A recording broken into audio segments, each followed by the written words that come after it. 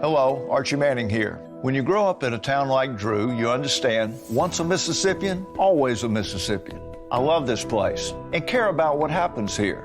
Our doctors are telling us 95% of new hospital patients who have COVID did not get vaccinated. We know the vaccine works, but only if you get it. It's easy and it works.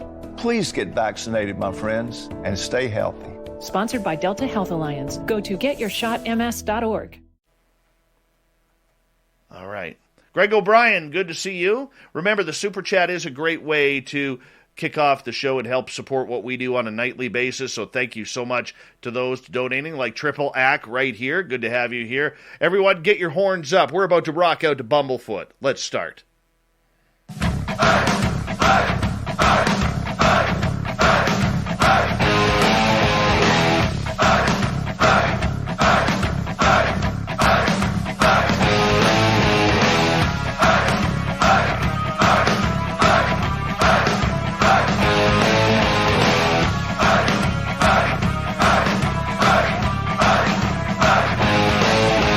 From the mountains of central British Columbia to you listening around the world, this, my friends, is Spaced Out Radio. I am your host, Dave Scott, sitting in the captain's chair of SOR headquarters.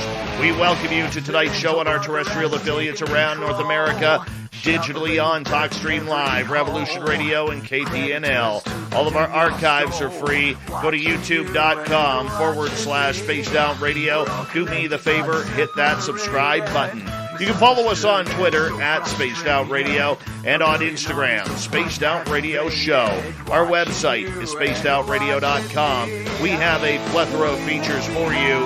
Rock out to Bumblefoot, read up on Shirky Poo's Newswire, and check out our swag as well. Tonight's show is brought to you by Chive Charities. Help make the world 10% happier by visiting Chive Charities today. You can find them on our website. It is that time once again. As near the beginning of each month, all we talk about is extraterrestrials and UFOs with this guy. Yes, he is the captain of the Woo Train. We call him R. Keith Andrews. He is our R. Keith Andrews, I should say, and this is the E.T. Connection. Keith is a lifelong experiencer who now helps counsel those who have their own ET contact or abduction experiences themselves. And, of course, you can find him on YouTube and on Facebook at Inner Voice Enterprises and R. Keith Andrews. My man, Keith, how you doing, buddy? Good to see you. Just great, thanks. How's yourself? I am okay. I am breathing, which is nice. I am losing weight, which is nice. I am, honestly, I was late for work this morning because I was literally caught up looking at my hair in the mirror this morning. It looks so good. Yeah. See, I never have that problem. I just don't look at myself in the mirror. I'll tell you, your mutton chops are looking fantastic, though. They got to be sticking out 3 inches at least.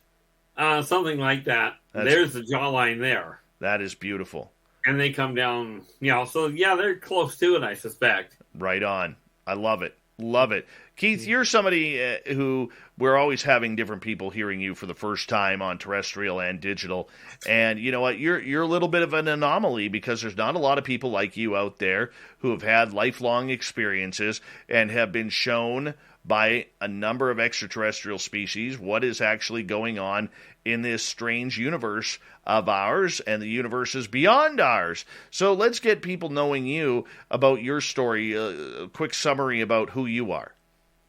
Well, in a nutshell, I had my first run-in with them literally the day I was born. I was not, people that tell you that you don't, that, birth is wonderful, do not remember their birth. I literally remember coming down the birth canal, ended up in an incubator, and decided that wasn't a fun job, so I decided I was leaving.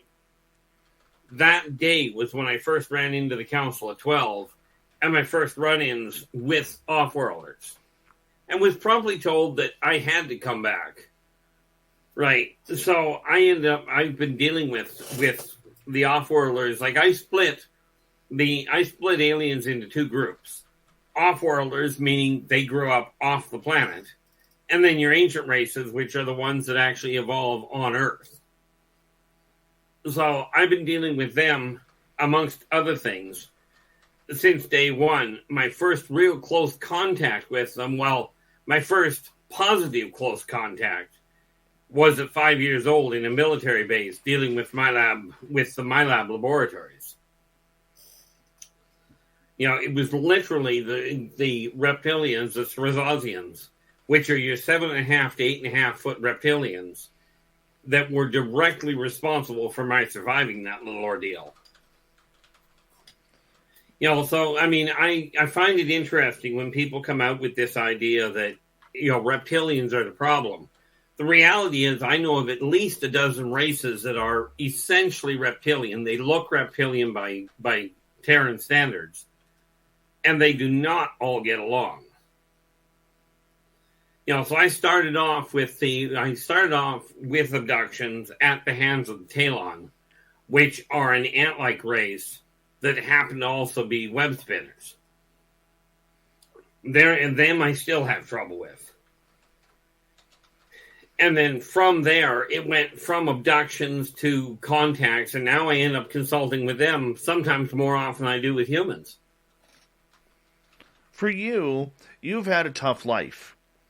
And I don't think a lot of people quite understand. And I will say this. Outside of this show, you and I are friends, and I feel very protective of our friendship because I absolutely love and adore you as someone important in my life. And, but for you, you had a tough life growing up. You were a military brat. You were someone who was dealing with your own extraterrestrial and strange experiences. It's hard to have a childhood through there. It's hard to forge relationships. It forms a very introverted life.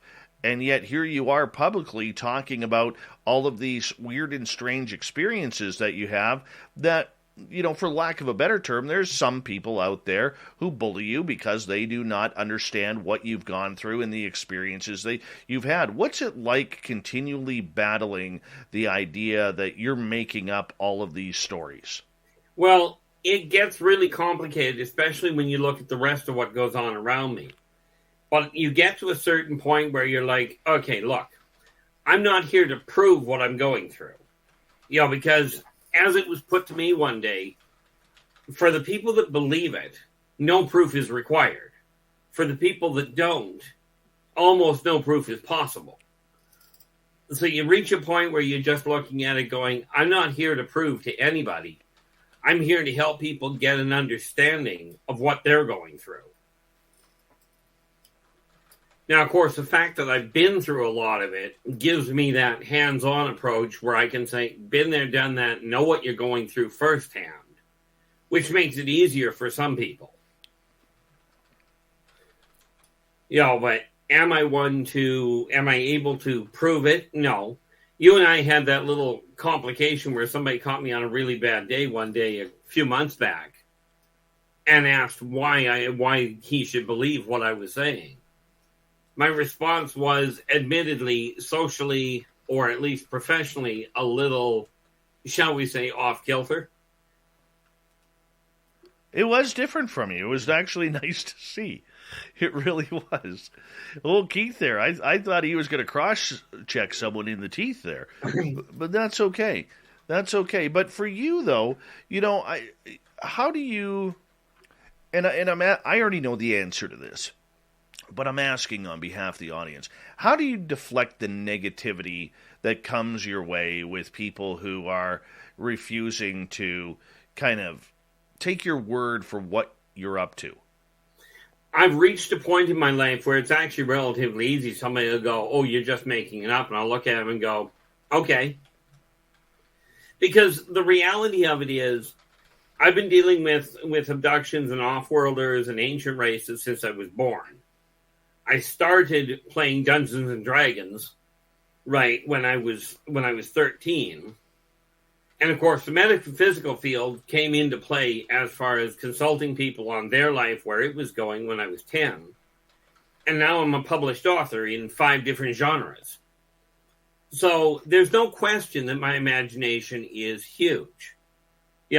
And what I ended up having to tell people on occasion is, I've got all that going on. So the question is, does the writing come from the knowledge, or does the knowledge come from the writing? And with the number of people that I've had corroborate what I've done, what I've gone through, I just came to the conclusion that I just don't try and convince people of it. As it was told to me by an extremely intelligent individual one day, lack of proof of existence is not proof of non-existence. I ended up in a conversation with a person one day, because I was in another chat room and I was just listening to the show, and the guy had claimed that he was a alien technology specialist. And somebody in the chat room asked him, why is it that we see the small ships, but nobody ever seems to see the big ones? Long story short, the guy left the thing hang for a good 15, 20 seconds. And then he comes back with, I don't know. Well, at that point, I figured, okay, I got to say something because it was a legitimate question. And literally what I told the person, what I typed into the chat room was, well, once you understand the oscillatory densification of the tri-transspatial equipolarity, it's easy to comprehend. And the woman writes back, she goes, is that even a word? I said, yeah, it's not common, but the long and the short of it was, after an hour and a half, 2 hours in private chat with her, I found out that, first of all, she already had a master's in rocketry and astrophysics, and what I was talking about, they barely touched the surface of. Wow. Well, this is a different type of show that we do if you're listening in for the first time. This is a show where we will take questions from the audience right off the bat. It is very audience-oriented, and if you have any questions in our chat rooms or on Twitter at #SpacedOutRadio, please put them in capital letters, and I will pass them on to Keith.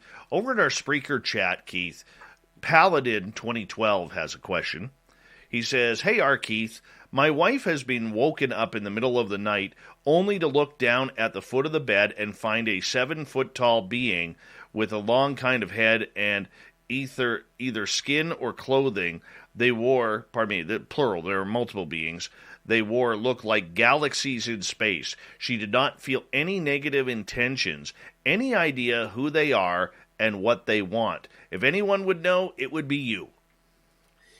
In all likelihood, she was dealing with Pleiadians, but it was likely, if it was true Pleiadians, the odds are she was looking at a holographic display. Primarily because true Pleiadians cannot be on Earth; they can't survive. With that kind of a description, there's a few that it could fit into. But if there's no sense of negativity, no sense of panic or anything, that's who you're likely looking at. And that being said, not to raise alarms, because with them, there's really nothing to fear. But the odds are that they're just setting up to make contact. Now, I find that very ironic that you say that real true Pleiadians can't come to Earth, yet you talk to 90% of the people out there who say they've had contact, and everybody's a damn Pleiadian.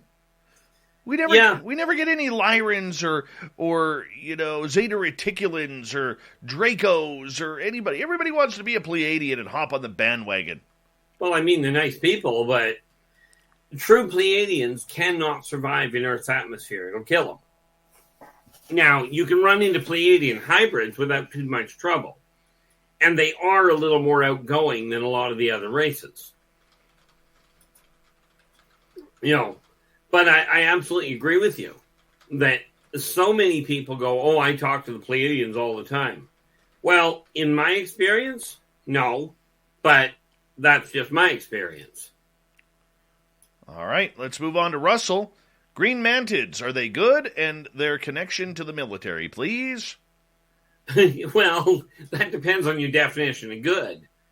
Are they in contact with the military? The answer is yes. But understand, the green mantis, they want to know what mankind has in the way of military technology. They are not trading military with them. Right. But the mantis race on a whole, the only thing stopping them from actually taking out Earth is because the consortium would blow up their home world and their secondary world and their tertiary one. Kind of a real deterrent for trying to invade. Where do they come from? If you're meaning the name of the planet, that I honestly don't know. Of course, they could have been facetious and they come from their parents. But, Keith, how many different species of extraterrestrial live in our solar system? Oh, heavens. As far as native goes, let's see. You've got the Martokians, the Venusians, the Mobians. Then you've got you're probably looking at 2 or 3 dozen races. Just on a rough gauge. Many of them come here on a regular basis. And there are more that have what's the word I'm looking for? That have not footholds, but outposts. That's the word I'm looking for. There's a lot more that have outposts either on Earth or in the solar system than there are that actually have actual colonization here. All right, let's move on. Jeremy is asking, are different blood types more prone to contact? Absolutely not, from my experience. Different blood types are picked up for different reasons and by different races. But it doesn't seem to have a whole lot of bearing on what your blood type is to make you more targeted or less targeted. Uncle Dale and his power stash from Texas. Is that a Dark Tower model on the top shelf behind you, Keith? Now, that is an excellent... Oh, no, that's a lighthouse. Give me half a second, I'll show you. I don't know if he means the lighthouse. I don't know if he does either, but the only thing I'm thinking of, the only one I know of, would be this. What? Maybe it was a computer tower. Ask me if it was that thing. Well, I got to get scrolled down in the chat room first. Oh, okay. I'm not there yet. Okay. But yeah, that's the only tower I know of that I've got back there. All right. Well, let's move on to another question, and I'll find out from Uncle Dale. Okay. You never know if it's Uncle Dale or his power stash that's asking the questions. David here is asking, what would you say about small creatures who visit my room at night? They are very hairy, golden brown fur, about 4 times the size of a house cat. About 4 times the size of a house cat? Isn't that those Ewok-type looking things? Almost, by the sounds of it. You might be dealing with Kinlar. Kinlar basically look like rats, but they are about 3 feet tall. They're an interesting race, but boy, are they vicious. What's up with them? What's with the attitude? They have an idea that, number one, they want recognition for a kill.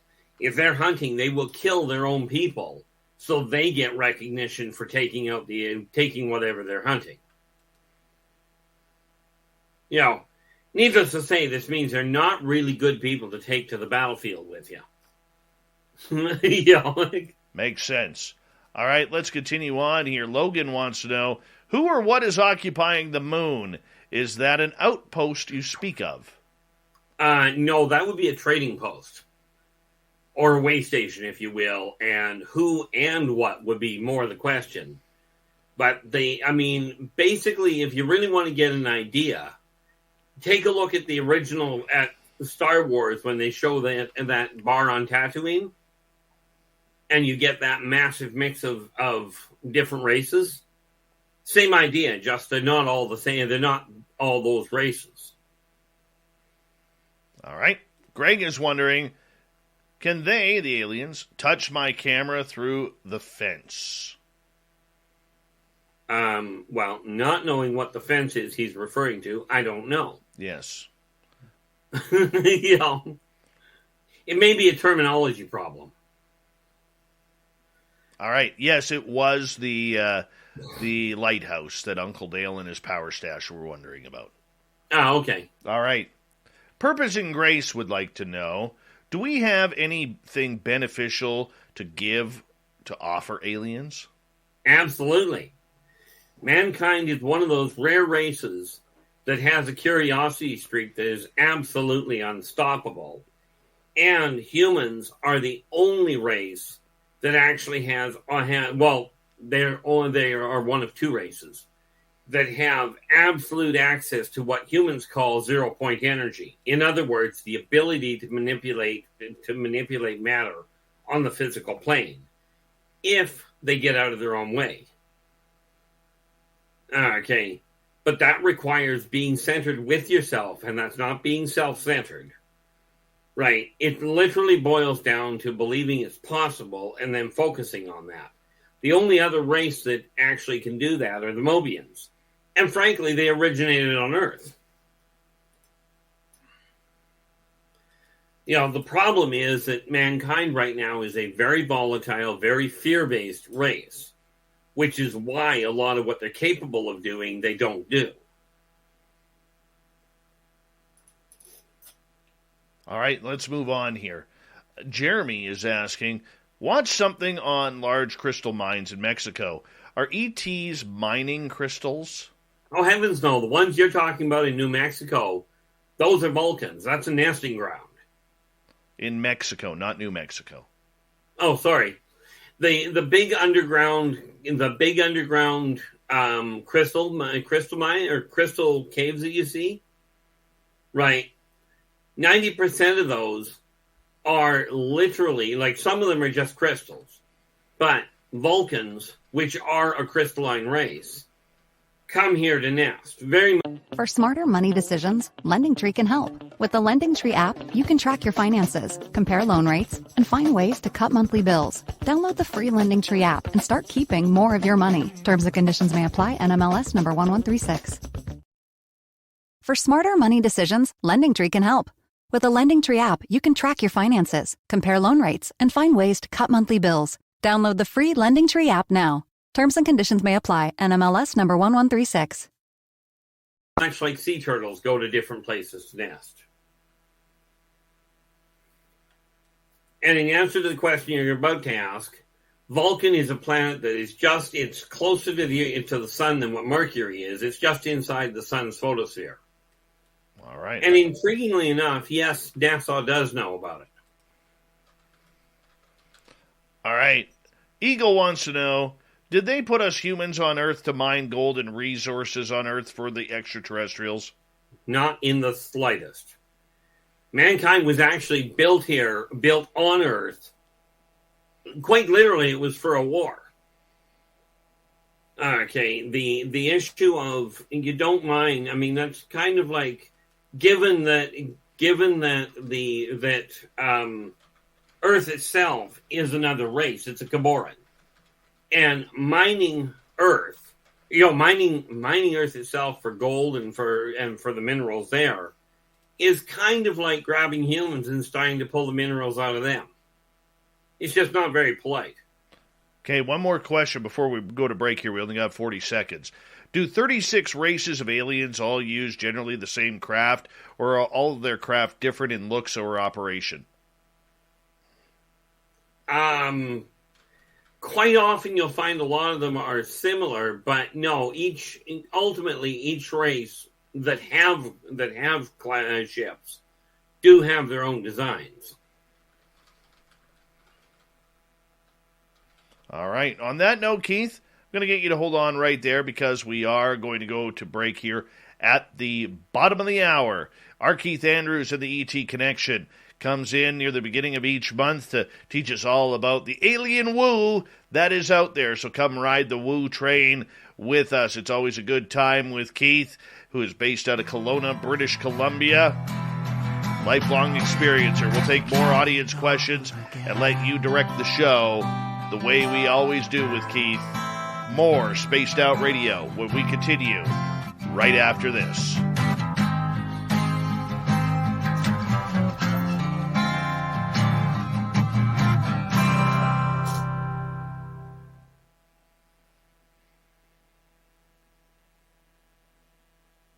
All right, we're clear.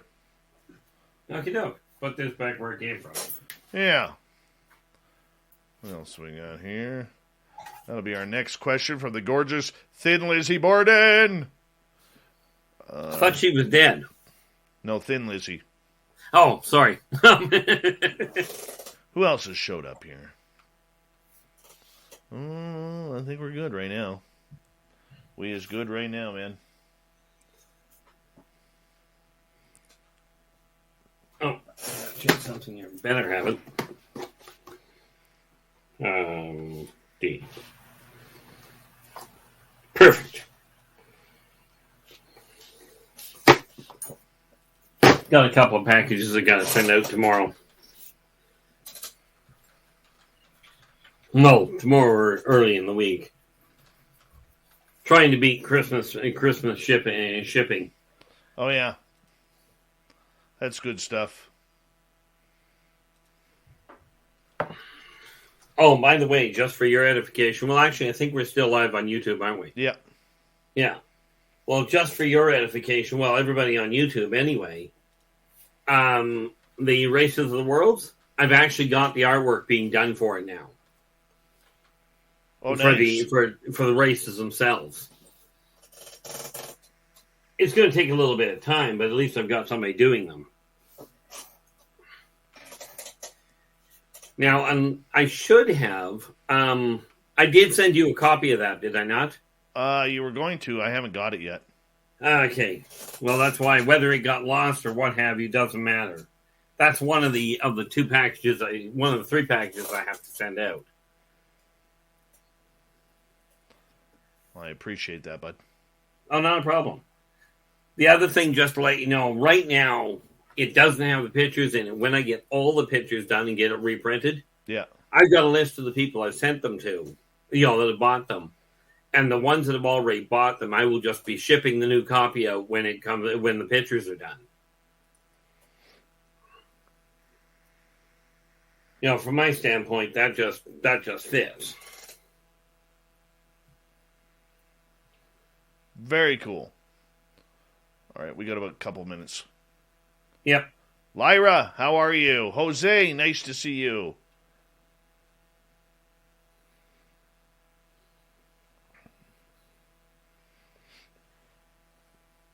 Mm-hmm.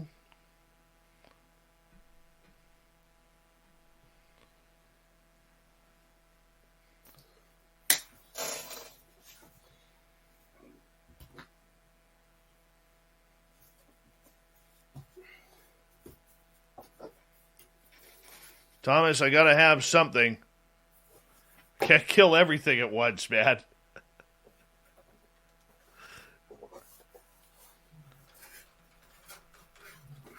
Please tell me that's big enough. See this fine little box here, Dave? Yeah. This is yours. Oh, well, thank you. Don't worry, there'll be something in it when I get finished. Adam, it's orange ice.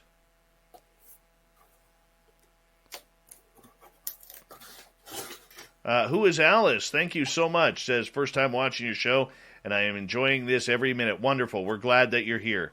Thank you. I'll look for that next time I'm there, Thomas. Thank you.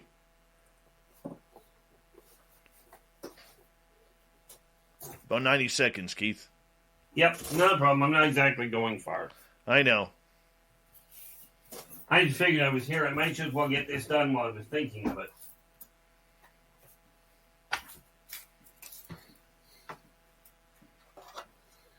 Hey, Dirty Filth.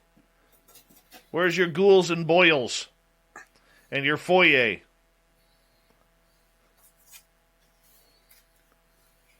Which is the proper pronunciation. All right, I want to say a big thank you so far to Jeremy, Spooky, Mennonite Abe, Triple Ack, Thomas and Adam for the amazing super chats. It's a great way to Support what we do on a nightly basis. Remember to give us a thumbs down, thumbs up, thumbs sideways, whatever it may be that you feel we deserve. And if you're new here, do us a favor, hit that subscribe button, ring the bell. We are here 7 days a week for your listening pleasure. So thank you, each and every one of you, for coming on in. And we're going to rock our Keith Andrews here in a few seconds. So just stay tight, and the radio side of the commercial port will be over. We'll get right back into questions when we return in about 10 seconds.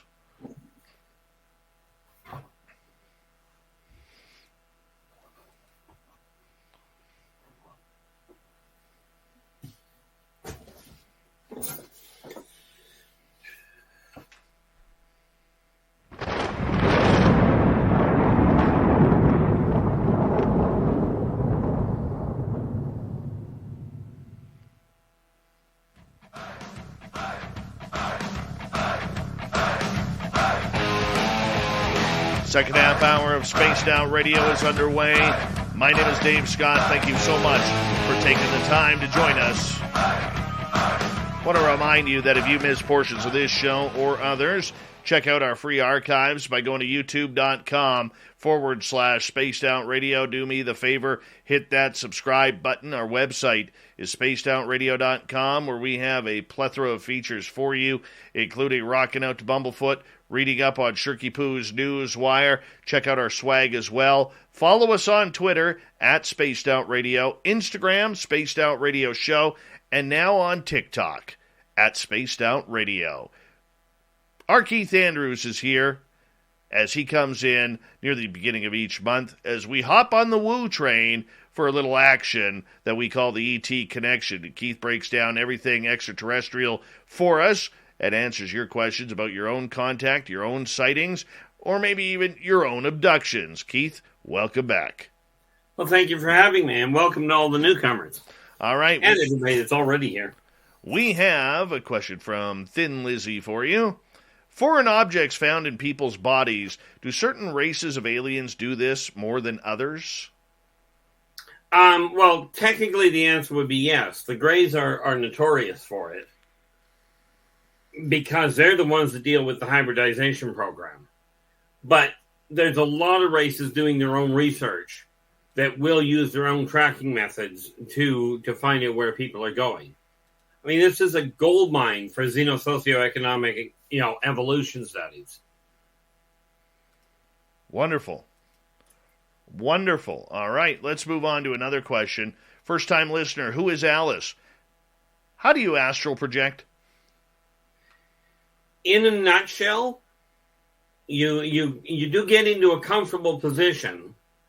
Okay, you don't have to get into one of these really silly, uncomfortable places, but do this when you're awake, like when you're wide awake. You get yourself to a point where you relax, and ultimately, if you will, imagine yourself stepping out of a vehicle is the easiest way to put it. Now, it will feel a little funny with the first time you do it. Okay, because it is kind of like separating Velcro from the way I've had it described to me. That kind of a crackling sound that Velcro does when you pull it apart. Yes. Right. It can be a little disconcerting the first time that you do it. What'll likely happen is you'll feel like you're all of a sudden above everything, and then of course it's like, oh, this isn't possible, and you'll slam yourself back in. So it may take you a couple of times to actually get out of your body and stay out for a bit. You will find when you get out, most people leave a silver umbilical cord behind them, which is literally used to remember where your body is. All right, next question. Greg wants to know, is it true that extraterrestrials gave us pets and weed? No, not from my understanding. Pets, humans domesticated some of Esau's children. But, as far as weed goes, that is literally from what you know as Earth. That's not an off-world plant. That's not to say some extraterrestrials don't use it. All right. But no, they didn't bring it themselves. All right, moving on. Kaiju wants to know, Keith, can you please tell us what kind of ETs are hostile and dangerous? Which ones are the threats? Well, the threats to who? There is not a single race that I'm aware of, that is actively trying to invade Earth. Now, the Talons and the Teklek, I wouldn't recommend going to dinner for. The Vegans, they're not dangerous. The problem is they do not understand pain. Because with a vegan, they just don't have pain centers. So this whole idea of anesthetic or mind-numbing drugs or hallucinogenic overlays, the Talons don't understand the necessity for them. Right. Tormenon are a problem in as much as they can be bought to do just about anything. But I'm not entirely certain which one I would call a threat per se. Any one of the races, if they became problematic, there would be, like people worry about, is Earth imminently in danger of an alien invasion? And that's just a blanket no. It's a wonderful fear-based thought process, but it's based on Earth. Because the thing we have to realize where it comes to off-world invasion, or for that matter, ancient race invasion, the fight would be over long before mankind ever even knew it was starting. We had this discussion quite some time ago about how the entire invasion process would work, which would leave mankind completely out of the loop. But I do not recommend asking, like some people have gone, well, gee, I really would like to be abducted and have that experience. I don't care who by. Well, I'll tell you, if you ever run into a tech like that invites you to dinner, absolutely turn them down because you will be dinner. I can see that. All right, moving on. Jeremy wants to know, how do they make their craft? Greys are so tiny. Well, on the plus side, Greys aren't the only ones building their craft. But the fact that they're tiny isn't the problem. Because they do have the technology to actually make their craft, to make larger craft. And of course, they have other races that work with them, in some cases, doing a lot of the technological work. See, the Greys themselves are actually scientists. They are not engineers. But he is right. They are a small race. I mean, basically, they're 3-4 feet tall, and that's where it ends. I want to ask you a question because a lot of people, Keith, claim to see these 2-3 foot orbs by their bedroom windows right before they're taken. And they're taken into this orb. Yet when they enter that orb, inside is about the size of a football field. How does this happen? How is that manipulated? That is, well, number one, it's done by spatial modification.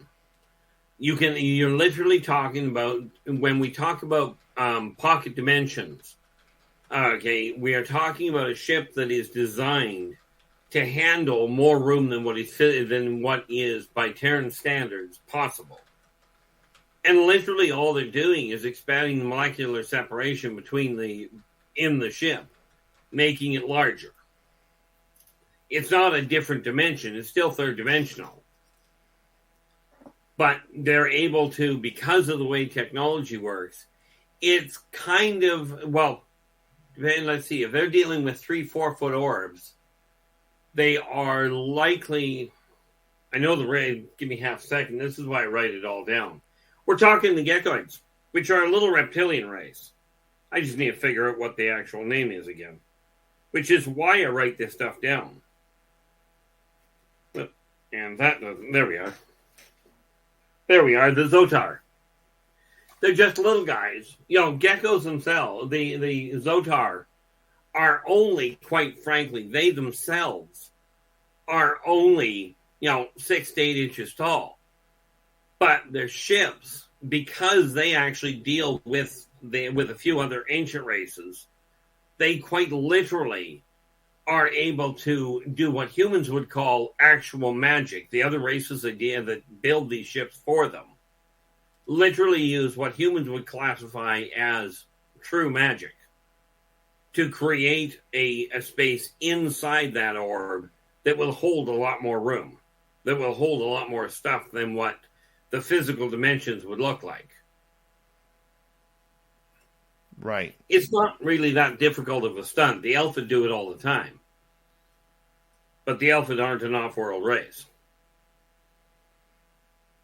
All right, let's move on to another one here. Gordium wants to know, what about mushrooms being extraterrestrial? Well, mushrooms themselves are a fungus that grows here. However, the Spironoctin look identical to button mushrooms, except they usually are about 2.5 to 3 inches tall. And they are extraterrestrial. So what they do is they come down here, and if they're trying to figure out what's going on, they'll hide in amongst mushroom packs to watch what's going on. But mushrooms themselves are actually they evolved here. What on this planet then is, never mind the technology side of everything, but just naturally that is formed here, it comes from out there? Well, we can safely say Moldavite does. Many of the, especially on the crystal caves, the crystal caves are literally nesting grounds for the Vulcans. Okay. There are many of the elementals that don't exactly come from out there as, how do you put it? They're not Terran, but they jump between planets depending on what's going on. But elementals are a strange race. Never shake hands with a fire elemental. Just a bad idea. As I'm sure you can imagine why. If you take a look at the Chupacabra it wasn't ever belonging here. They've got a few of them on the planet that simply got away. They are former pets. All right. Those are some of the obvious ones. And of course, there are Arboreans that are not from here. Trees themselves are from here. But the Arboreans, when they got here, they're actually an ancient race. If you go down to, I think it's actually Borneo, they've got something down there called a walking tree, where they're actual physical trees that they will walk. They just walk extremely slowly. All right. Lopro is asking, do any extraterrestrials have pets? Absolutely. When you take a look at the Maldocs, you do not want to see what their pets. Their pets many times make the Maldocs look calm. Okay. There is a common factor there with the Maldoc. The closest thing that somebody's configured is, if you watch the show Predator, that is a stylized version of the Maldoc. And some of their pets have the same expandable jaw, which makes it a very violent place to live. So yeah, virtually every race has some pet of their own. Depending on what the race is will determine what type of pets they're dealing with. Even Greys have pets. Which are, in most cases with the Greys, their pets more on. For smarter money decisions, LendingTree can help. With the LendingTree app, you can track your finances, compare loan rates, and find ways to cut monthly bills. Download the free LendingTree app and start keeping more of your money. Terms and conditions may apply. NMLS number 1136. Hello, Archie Manning here. When you grow up in a town like Drew, you understand, once a Mississippian, always a Mississippian. I love this place and care about what happens here. Our doctors are telling us 95% of new hospital patients who have COVID did not get vaccinated. We know the vaccine works, but only if you get it. It's easy and it works. Please get vaccinated, my friends, and stay healthy. Sponsored by Delta Health Alliance. Go to getyourshotms.org. Often than not, are domesticated plants. And yes, I did say domesticated plants. Very interesting. Very interesting. Kaiju wants to know, do you believe ETs killed the dinosaurs to make way for us to be created by them? No. Dinosaurs themselves evolved. Some dinosaurs evolved into other races, but dinosaurs themselves simply evolved into something else. In most cases, birds. But the ETs had nothing to do with it. That was just a natural, that was just a natural evolutionary thing. Next question comes from Majdi. What about their food? How do they eat and obtain nutrition? Well, that depends entirely on which ones we're talking about. Okay. I mean, most of them eat normally. Right. Most of them are that way inclined. If you take a look at the Vecnae, they literally will crush their prey until it's nothing but blood. Blood and liquid food, basically. If you look at the Spironoctian, they clean up the bits and pieces. They will walk over top of their food, and their mouth is actually centered between their inside, sort of, at the top of their four legs. And then of course many of the true humanoid looking ones do happen to be. Many of the true humanoid ones are, what's the word I'm looking for? They literally eat through their mouth. It's just plain normal from their standpoint. I think while I'm sitting here, I might as well open up that other neat little book I've got. The other one I'm working on. Because there's another race that literally, and I just forget the name offhand, I can find it easy enough. But they literally will grab hold of whatever it is they want to eat, and their stomach evolves out of their forearm to wrap around and dissolve whatever they're wanting to eat. All right. Paladin wants to know, do the Pleiadians work alone, or are they just part of the Galactic Consortium? No, they definitely work alone. Well, I shouldn't say they work alone. Quite often they will work with the Greys and they'll work with the Nords. They are members of the consortium, but they have their own agenda, if you will. Pleiadians are true neutral. They're very neutral, very non-prejudiced healers. If somebody's in trouble, they're the ones that will step in, if at all possible, and given that they're not overstepping bounds, to literally open doors. To literally, help people out, do the healing work, if you will. They're your intergalactic doctors. And they don't care who you are. As long as you're treating them properly, they'll help put you back together. All right, let's get to another question. Thin Lizzy is asking, what are your thoughts about octopus having ET origins? Oh, octopus are pets that got away. A lot of the time, the Udina actually have octopodal pets, many of which end up here. But the octopus itself, from a genetic standpoint, my understanding is they evolved here, but because of the appearance of the Udina, they look very similar, and there are some that are here. Digger Dog wants to know, do you have, out of any races, look like Sasquatch? That would be called the Wara. And the answer is, yeah, they look very much like the Sasquatch. Very easy to mistake. But the biggest difference between them is if you take a look at the Sasquatch, you look at their head, the top of the Sasquatch head is rounded, the top of the Waran head is more squared off.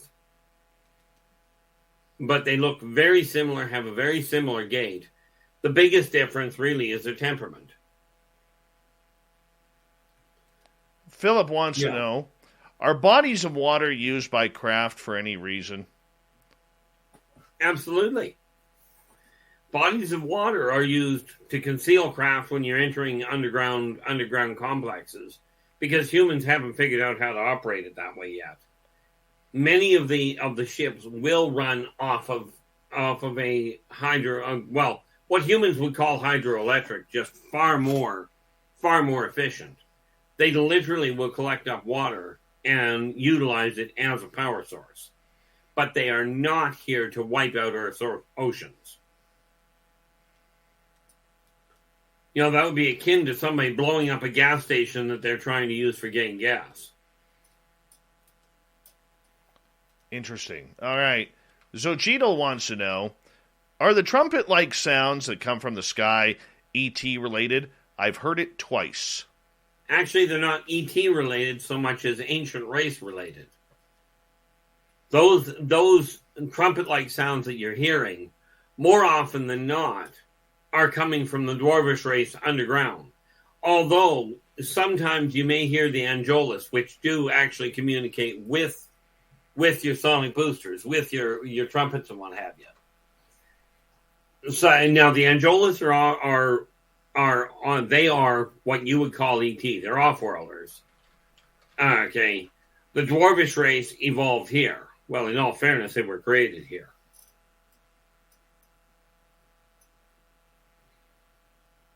So, I mean, it's sort of a yes and a no. It depends on which set.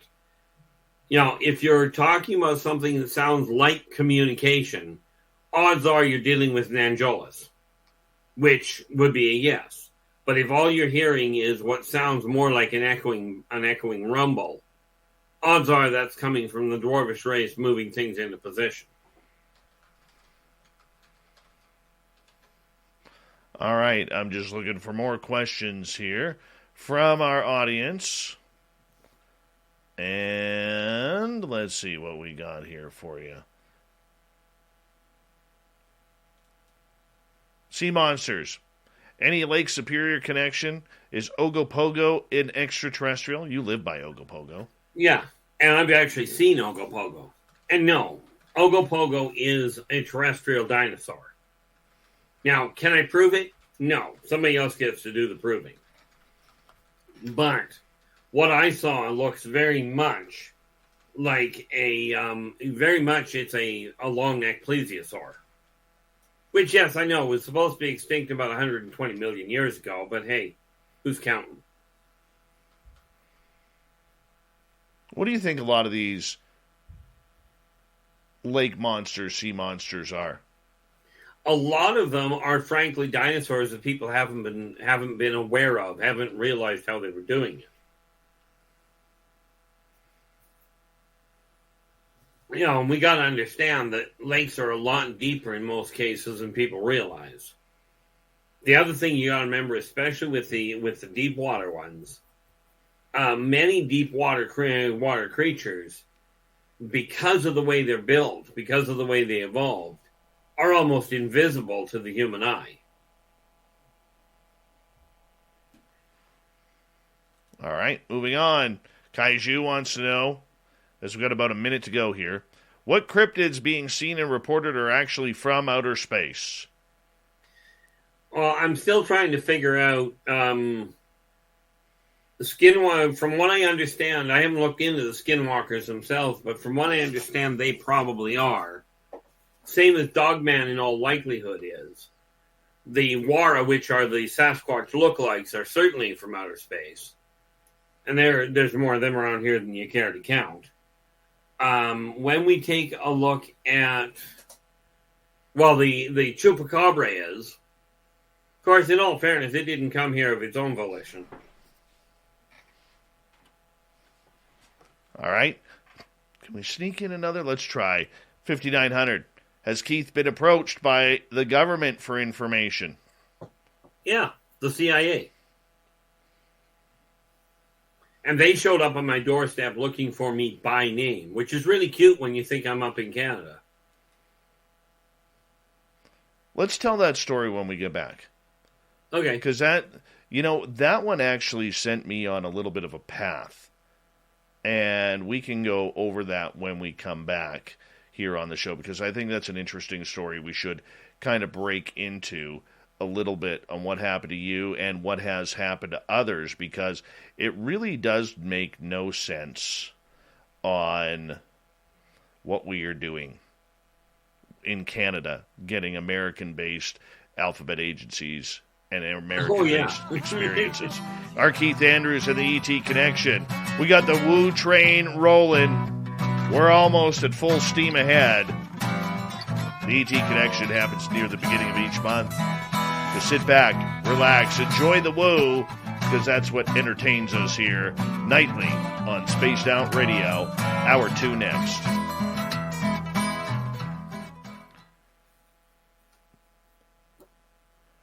Bigfoot, Michigan Rob, thank you for that awesome super chat. Really appreciate that, along with Awesome Cat Chaser, Jeremy, Spooky, Mennonite Abe, Triple Act, Thomas, and Adam. Thank you so much for hanging on out with us. Really appreciate it. Hi, Sandra. Hi, Sandra. Hi, Sandra. All right, next question will come from, let's see, where can I base it on? Right there. Low Pro, it'll be yours. So that's where I know where to start. And who else is here? All right. Anybody else joining us here?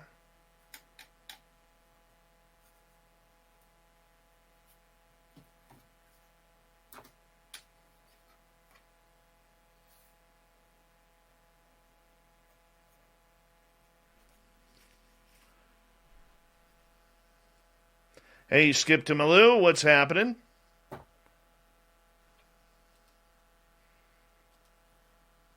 Yeah, would you look at that?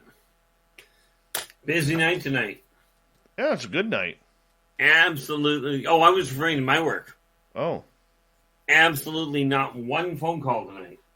Is that a good thing? Well, the fact that I get paid for it, whether I do anything or not, I'm mixed bag on that one.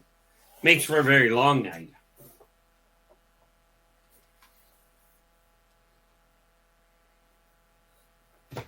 But it's been a heck of a night tonight so far. I love the questions coming in.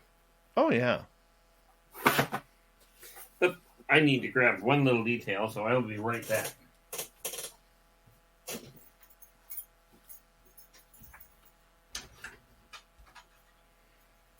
How's it going, Kenneth? I'm trying to keep really calm. We are on here. Because I'm left. You told me not an hour ago. Okay, well, good. Bye. Ciao.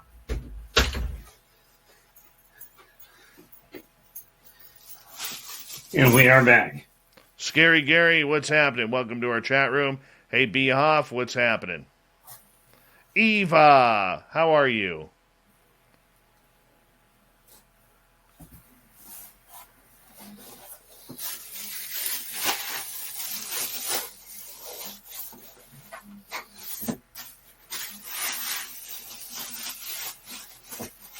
What are you doing, packing?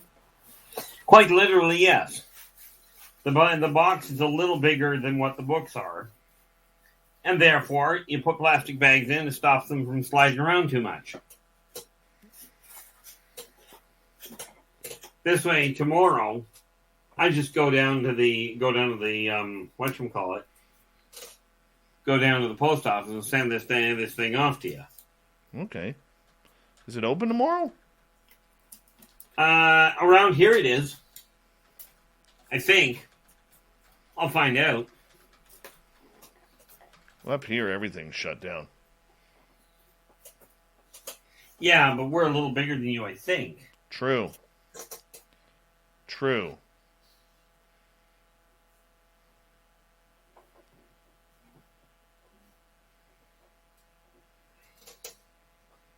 Still got to put an address on that, but that's okay. I've got your address. I know where you live. Only vaguely.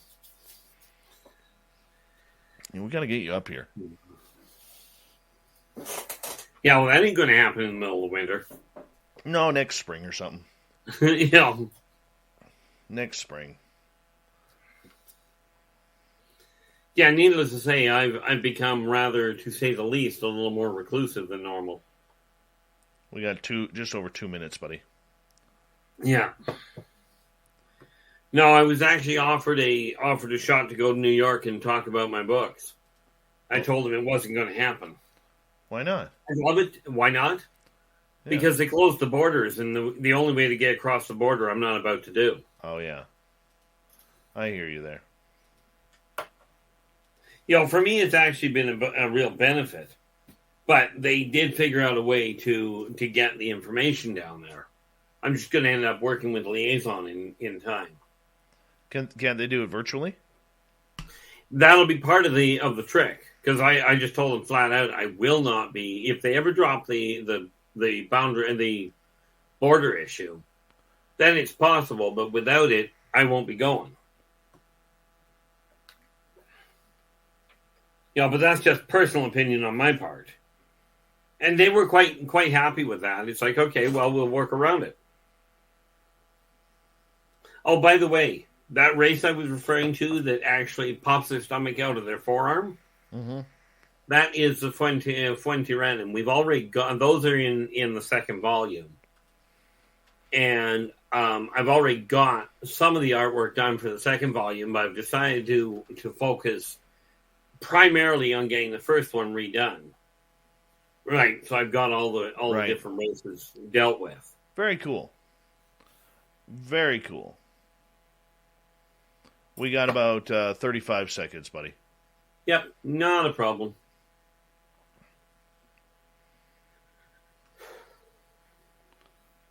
Big thank you to everybody who's hit that super chat so far. It's a great way to support what we do on this show on a nightly basis, so thank you so much. Thank you to all the new listeners tuning us in, hitting that subscribe button, ringing that bell. Don't forget to give us a thumbs up, thumbs down, thumbs sideways, whatever you feel we deserve. And, of course, you can do your shopping at our store on our website, spacedoutradio.com. And here we go with hour 2.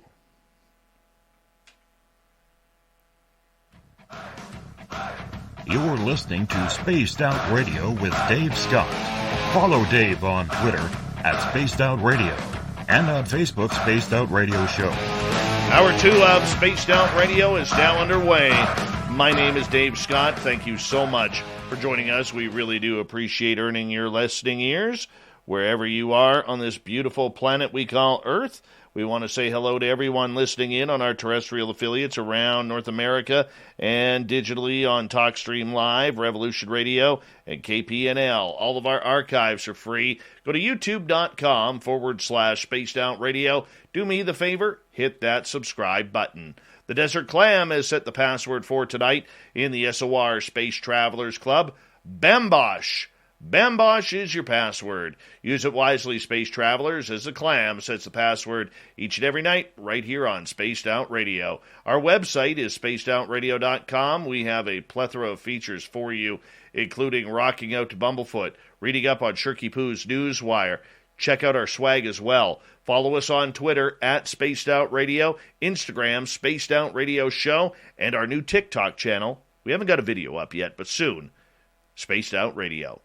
Our website, as I said, spacedoutradio.com. Tonight, we have our Keith Andrews of the ET Connection. It is all about the woo as we have boarded the woo train, answering audience questions to do with everything regarding extraterrestrials, ETs, UFOs, you name it. Yeah, he is an encyclopedia of the weird and strange. Our Keith, welcome back. And thank you for having me. All right. As always, it's a pleasure. Low Pro is asking, are we the aliens to Earth? Are we actually native to this land? Humans are actually native to Earth. They literally started out here. Now, they have, in all fairness, humans did colonize Mobius.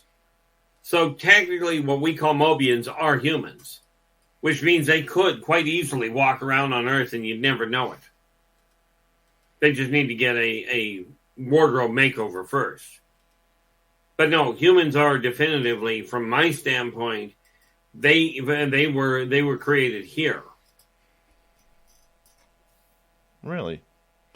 That's what I thought, too. Let's get to Whit's question.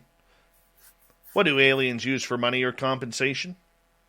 They actually have essentially what would amount to a point system based on hours worked. In other words, if you chalk it up to 1 man hour of work gives you 1 unit of purchase power. And that is done through an entirely digital process. And yes, there is this funny little thing called dishonesty and what have you, which usually results in a disaster for the person.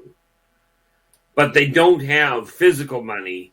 There's too many variations, too many variables. Like some do use different types of money in their own races.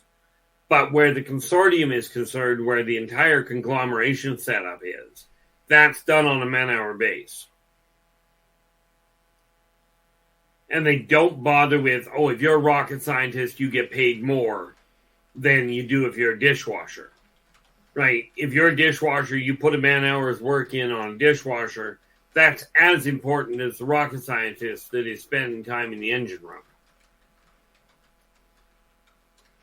All right, let's move on to another question here, Keith. This one from David. What race built the craft Bob Lazar worked on at S4 at Area 51? Well, sad to say, not knowing what craft he worked on in the first place makes it a little problematic. It was a disc-shaped model. Question. Did it have a bubble on top or a flat, or essentially a flat top? Flat. That's a gray scout ship. For smarter money decisions, LendingTree can help. With the LendingTree app, you can track your finances, compare loan rates, and find ways to cut monthly bills. Download the free LendingTree app and start keeping more of your money. Terms and conditions may apply. NMLS number 1136. Hello, Archie Manning here. When you grow up in a town like Drew, you understand, once a Mississippian, always a Mississippian. I love this place and care about what happens here. Our doctors are telling us 95% of new hospital patients who have COVID did not get vaccinated. We know the vaccine works, but only if you get it. It's easy and it works. Please get vaccinated, my friends, and stay healthy. Sponsored by Delta Health Alliance. Go to getyourshotms.org. Straight out of Zeta Reticuli. It's one of their collection ships. As in, come down, pick up somebody, and take them back up to the mothership for hybridization purposes. Very cool. All right, Millennium is asking, how should we try to react when meeting ET for the first time? I would strongly recommend that you do your best to remain calm. They're used to humans reacting as in, oh my gosh, look at the size of that, or that's a weird shape. But because the ETs that do on the whole make contact, usually it's best to do your best to make the strongest effort you can to remain calm about it. Don't go into panic. If they're pulling weapons, odds are they're probably not nice people, and therefore do what you have to keep away from them, as it were. The thing is, if you take a race like the Teklik, if they're coming to collect you up, I wouldn't be gambling on it. Right. And because Teklik are a 3.5 to 4.5 foot reptilian. Right. They look like a raptor, and they've got the appetite to match. Now, on the other hand, if you're dealing with Strazazians, which are your 7.5 to 8.5 foot reptilian, very gentle individuals, absolutely peaceful, unless you pick a fight with them, which, by the way, is a really bad idea. But on the whole, if you do your best to remain calm, you'll make a whole lot better headway with it. It'll be a lot less stressful for you. But this is why the Greys have a tendency of bringing Nordics with them. Because humans adjust to the Nordic approach easier than they do to the Greys. Nikki wants to know, do you know where the Thunderbirds live on or in Earth? In is correct. I'm presuming she's referring to the native Thunderbirds. Yeah. Yeah, that's in Earth. Right. They used to be up in the upper, in like the really tall mountains. Right. But for the most part, they stay inside the Earth at this point. All right before the break, we were going to be talking about your experience with the CIA. Yes. What happened there? Well, essentially, this woman showed up on my doorstep looking for me by name, right? And asked, she wanted to talk to me. She claimed she was just an independent researcher. She wasn't working for anybody, right? And she wanted to talk to me about UFOs. So I went, okay, well, let's go to Tim Hortons. We'll sit down and talk. Right, and as you know, Dave, Tim Hortons is a coffee shop along the same lines as what Dunkin' Donuts in the States is. Yes. So we sat down there, and I put my back to the wall, which is just normal for me. And I'm sitting there, she's sitting across the table, and I looked at her before she got very far, and I said, "You do realize we're being listened in on?" And she starts looking around the room, really panic-stricken. It's like, who's watching us? Who is listening in? And I just shook my head and I looked at her and I pointed over my shoulder. I says, 2 blocks that way. Right. So she turns around and she puts her hand to her throat and she mumbled something. Almost sounded like a cough. Brings her hand down and goes, "Are we still being watched?" I looked at her, I went, "No." They wandered off. So we carried on with the conversation. And that lasted a couple hours. And then she wanted to get back together the following night. And so she picked me up. I told her, "You want to go for coffee? Great." And she says, "No, we've got to go up to this mountain." Now, I told her flat out, I don't go outside. I do not go outside much. And she insisted we go out to the mountain. Now, unbeknownst to her, apparently, she picked a mountain that happened to have an underwater base on it, or under it is more to the point. So of course she takes me up in the middle of nowhere, and I was not exactly relaxed. So of course I'm looking all over the place while I'm talking to her. I was not looking her dead in the eye. I'm watching all over the place, and she made the comment at the end of it all. She goes, "You're awfully rude when you're talking to me." And I looked at her. I says, "Really?"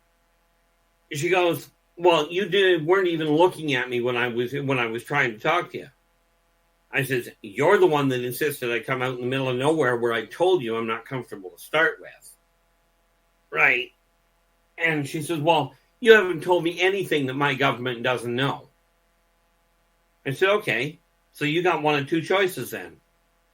And she goes, "What's that?" I says, "You can either accept the fact that I'm sitting on information that your government doesn't know, or you can accept the fact that your government is stupid." Now, I'm not known as the most politically correct person on the planet. And she just looks at me and she goes, "You can't call my government stupid." I says, "Welcome to Canada." I says, "Number 1, I'm an English major. I learned how. Number 2, I think my own government's stupid. What makes you think I'm going to think any more of yours?" So she disappeared on me. Like she went her own way. But it was funny because, it was kind of a shock in one sense when they showed up on my doorstep looking for me by name. But she was asking about the same kinds of questions that the audience here is asking about.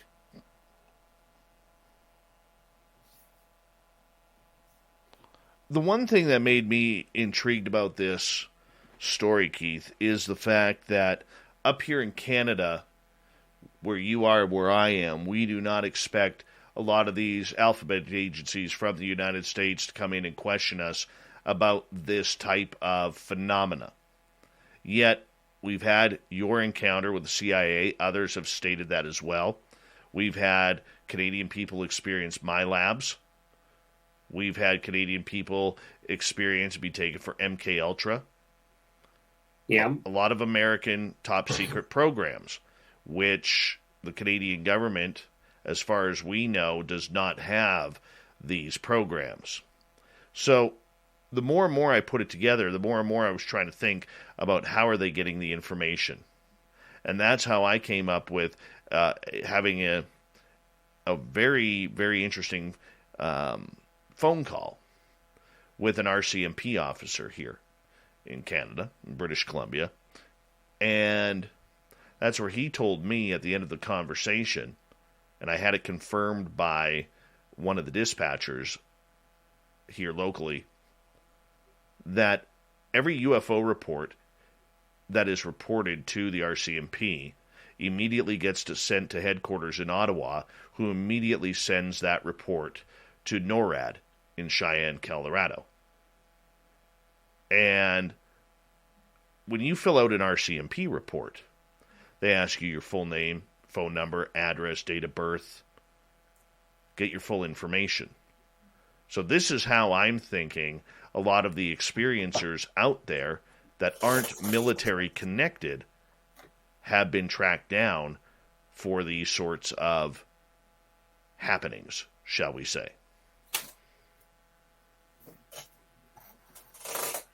Which to me makes total sense.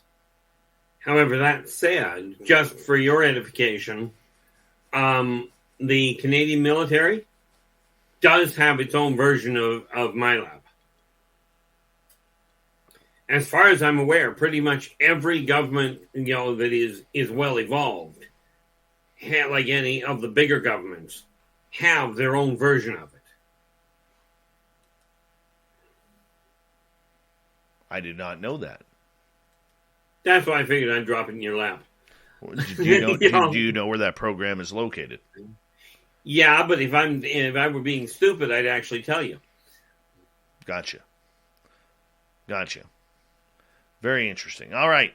Open-minded Clarity wants to know, do craft have markings that refer to manufacturer, origin, race, or allegiance? And can you share any examples? Technically, the answer is yes. More often than not, it's really the ship configuration. But some are marked in an interesting pattern of simply the way that the panels are put together, so you know where they come from. But it's not a question of the manufacturer. It is simply what race or what organization they're working with. It's not done by which company built it, because with every one of the member races of the Galactic Consortium, they have a global government, meaning that industry is built by that government, by that race. That ship is built there. And much as there are some races like the Tormenon that will certainly patchwork a ship together, right? If you're looking at a full ship, they are usually built by one configuration, and that's how you can identify them. Primary example: the flat saucer that you were talking about, the traditional flying saucer. Those are your standard grays.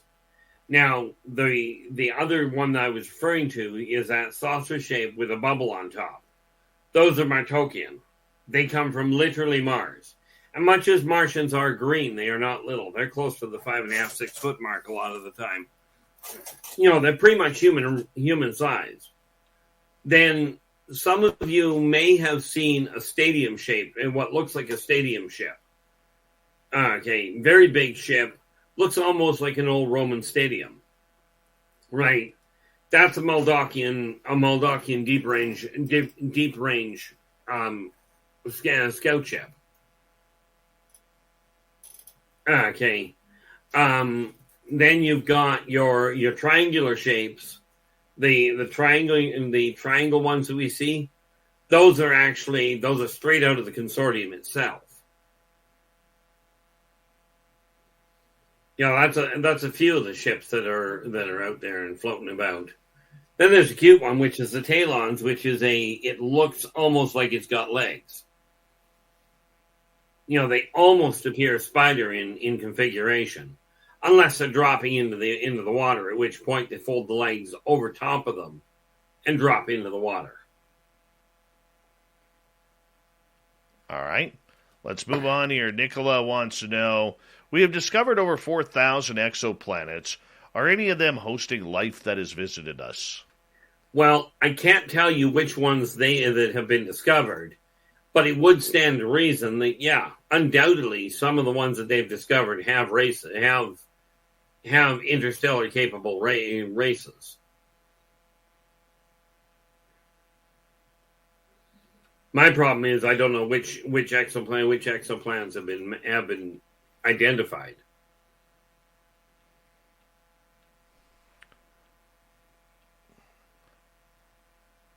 You're looking confused. Oh, I'm thinking. Careful, that usually gets me in trouble. It does hurt sometimes. I'm I'm not gonna lie, it does hurt sometimes. All right, let's move on here. Okay, because a lot of the questions that people have had over time that you've been on this show have to do with themselves. And, either there are people out there who want contact, want to make contact, or there are people who have had contact and would like it to stop.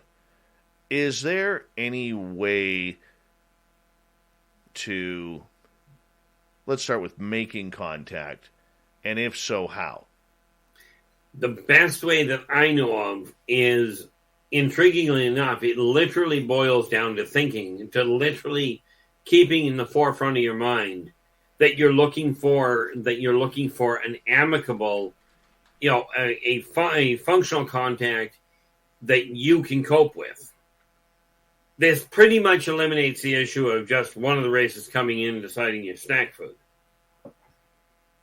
The idea of using a laser pointer to draw them, it's a cute thought, but, frankly, the light doesn't reach that far. However, the thought that you're trying to make contact, many of the races that do the watching literally will pick up on the thought waves, and that's what draws their attention. Crime Web wants to know who comes in the triangles. That's the consortium itself. Now, exactly which race is on board which particular ship, I have no way of telling you. It varies. But the triangle ships, those are the consortium. I'm presuming he's referring to the wedge.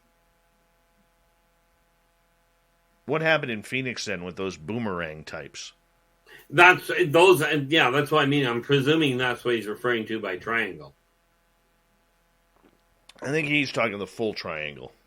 I do have that listed, but I literally have to go back through my notes to remind myself. I do have them identified. I just can't remember off the top of my head. Jenny is wondering, Keith, I heard that most ships are built in Mars. Is this true? Not even close. I mean, yes, the Martokian ships are built there. But most ships are built on their own planet's homeworlds. On their main manufacturing sites. Skip to Malou wants to know, any ETs we are not allowed to look in their eyes? Well, it's not usually, it depends if we're talking about glancing in their eyes or trying to stare them down. It's a real bad idea to try and stare down a Laborian. Because they'll just simply take your throat out and toss it aside. They don't take an eye-to-eye challenge very well. And oddly enough, it's not you're not allowed to look at them, but what humans call Medusa is a real race. They're an ancient race, but you do not want to look in their eyes because very much, it's not that you physically turn to stone, but you do end up completely paralyzed, which doesn't work well for you. So it's not you're told you can't do it, but I wouldn't recommend it. All right, Pam is asking, who comes in the triangle-shaped silver ships about 25 to 30 feet wide?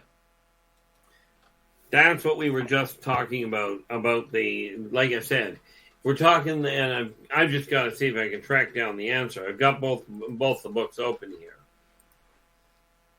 I just have to. Well, while you're looking for that, there's a lot of people, Keith, who believe that these craft are part of the secret space program. These triangles, but they're mainly known as black triangles. Here we are. We'll start with the first part, which, the triangle ships are very much They are consortium ships. However, that said, the humans have taken that pattern and put it to use. They do actually copy it.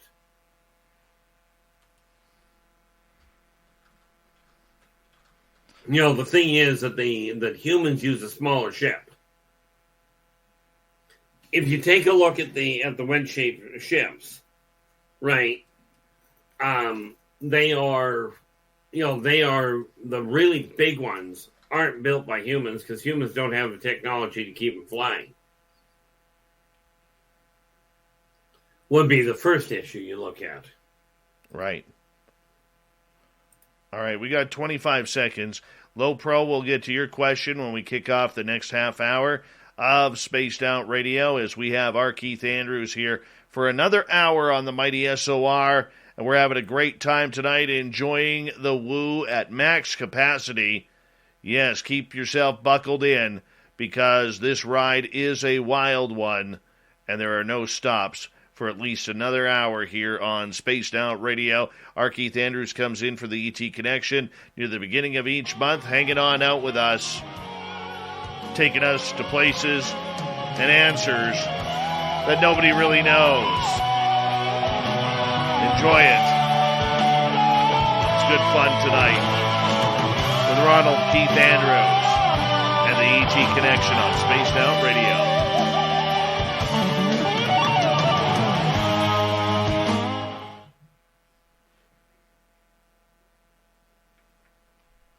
All right, Keith, we're free. Perfect. All right. I will be right back. You go, buddy.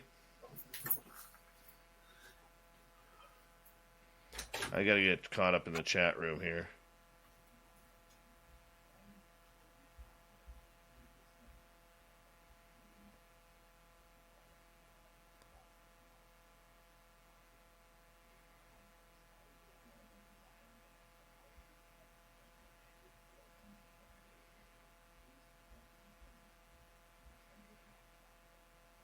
Hi, gorgeous Teresa. Behoff, how you doing?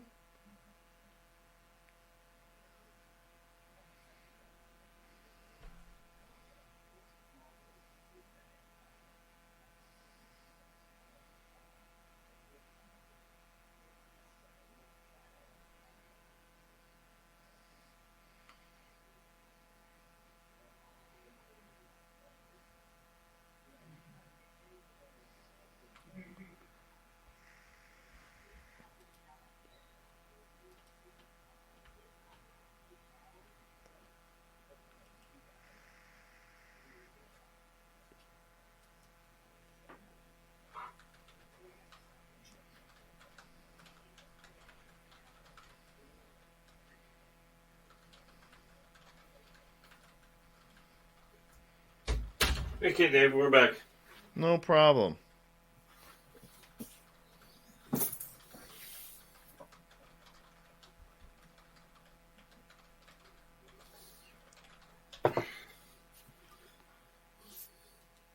Yeah, it's going quite quickly tonight. It is. It's a lot of fun tonight. It is. James Smith, how you doing? Welcome to the chat room.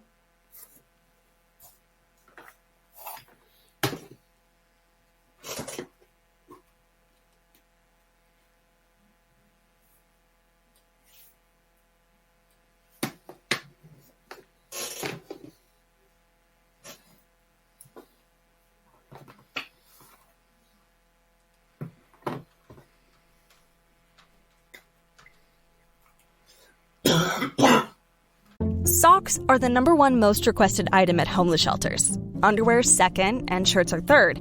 At Bombas, socks were first, made with comfortable details for everyday wearing. Then underwear, and shirts too, all designed to perfectly fit. At Bombas, every item you purchase means you're donating an essential clothing item to someone in need. One comfortable clothing item for you, one donated to someone in need. Bombas, comfort for all. Get 20% off your purchase at bombas.com/comfy. Introducing Peacock, the new free streaming service from NBC Universal. It's hit movies, current shows, live sports, trending bits, and timeless hits. And that's why you can't not watch. Peacock. Watch for free, upgrade for more. Stream now at peacocktv.com. Law & Order SVU streaming now.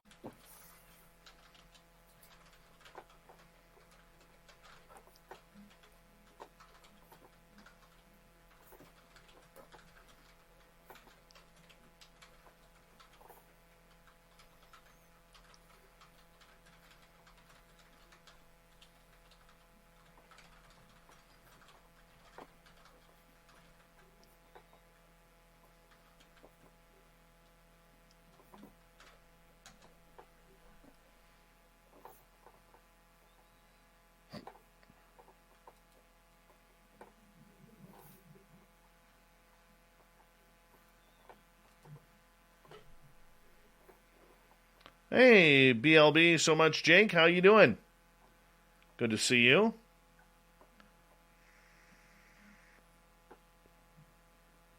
Alien Species, welcome to the chat room.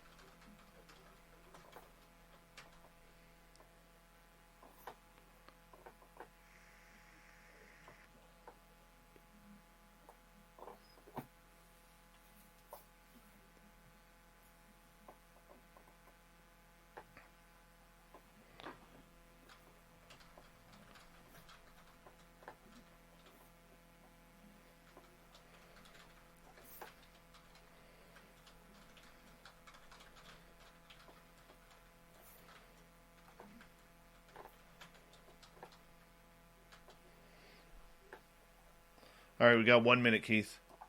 Not a problem. Better scroll back up to where the question is. Holy cow, the chat room's moving tonight. Yeah, you know that too, eh? Yeah. All right, a big thank you tonight to 5900, Marty, Ibarata, Bigfoot Rob, Cat Chaser, Jeremy, Spooky, Triple Act, Mennonite Abe, Thomas, and Adam for the amazing super chats tonight. Really do appreciate your love and support of Spaced Out Radio. Remember, folks, you can shop at our Spaced Out Radio store on our website to get your swag and support us that way. Give us a thumbs up, thumbs down, thumbs sideways here on YouTube. And if you haven't already, hit that subscribe button. We'd really appreciate it. Here we go, everyone, with the second half of the show.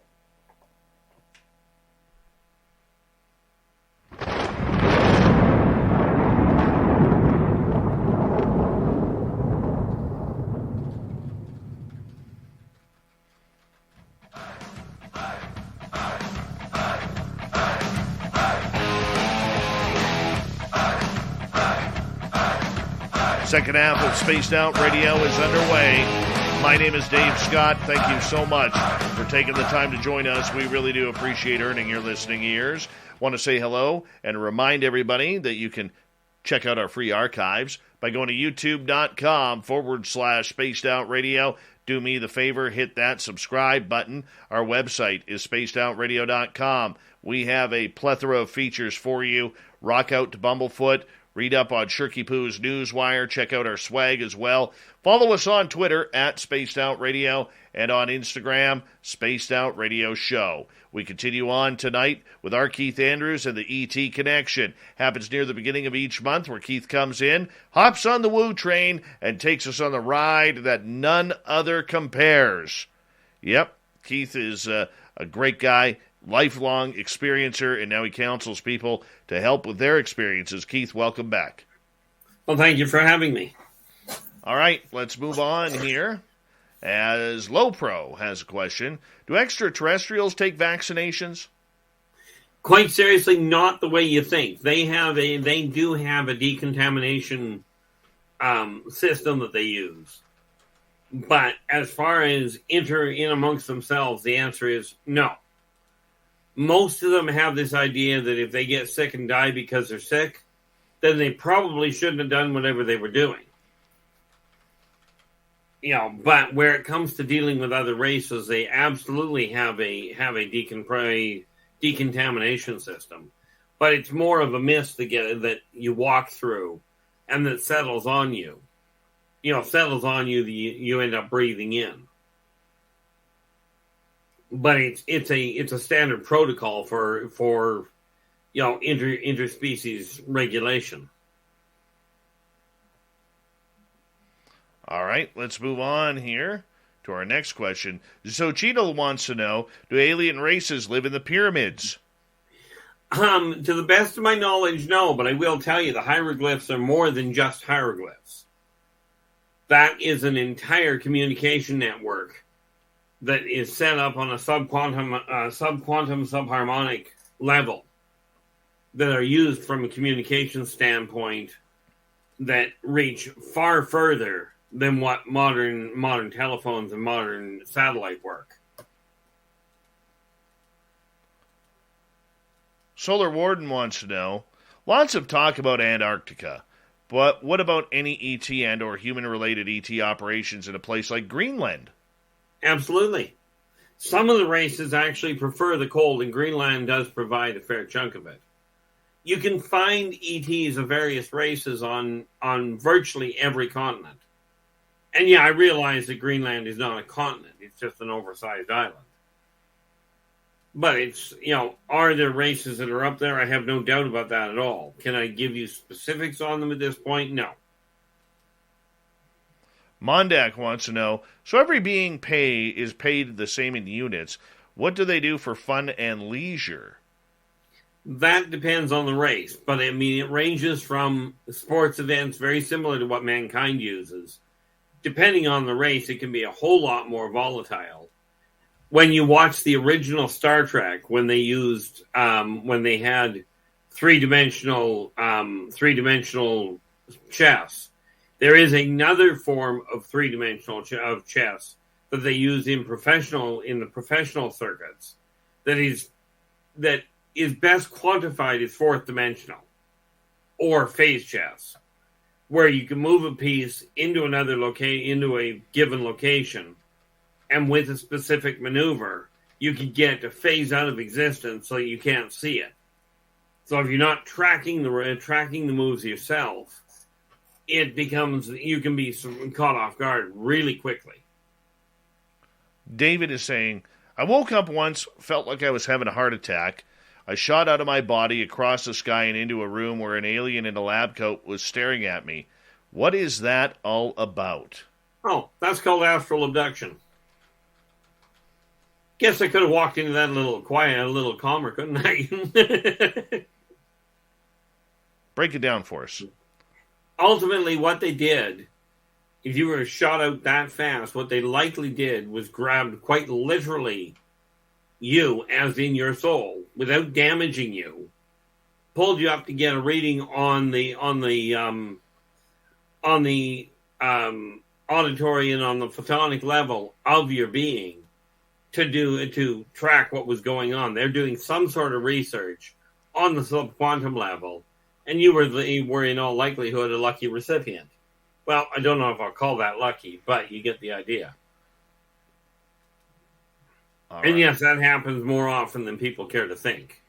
All right, I'll answer this one. Jeremy asking that Belgium Triangle photo, do you think it's legit? I have seen the photo. I believe there's a video that goes along with that, Jeremy, too. And I think that one was classified as debunked, if that's the same one I'm thinking of. If it's different, I apologize. But I know there's one that looks exactly like that that also came in a video form, and it was CGI. So if we're thinking of the same one here,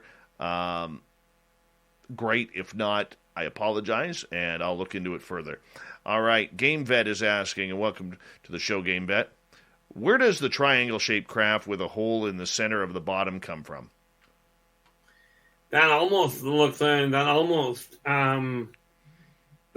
sounds like a variation on the Corlock ship. I'm not honestly 100% certain, so I'm going to make a note of it and see what I can find out. If I figure out who it belongs to, then I will simply include it in the books.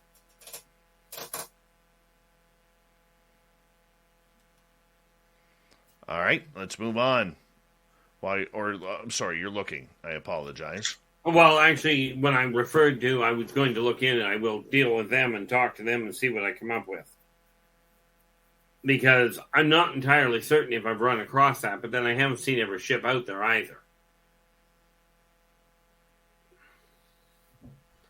But it does stand to reason, from my standpoint, it's most likely a new form or a variation on the Corlock standard ship.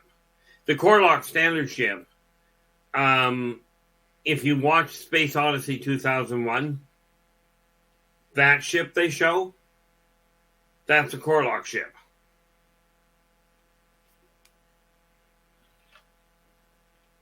Yeah, you got to think back. That was a ways ago. All right. So Cheadle is asking, is Moldavite really from space, and is it really as powerful as they say? I don't know what they say, but number one, is it really from space? The answer is yes. It's asteroid.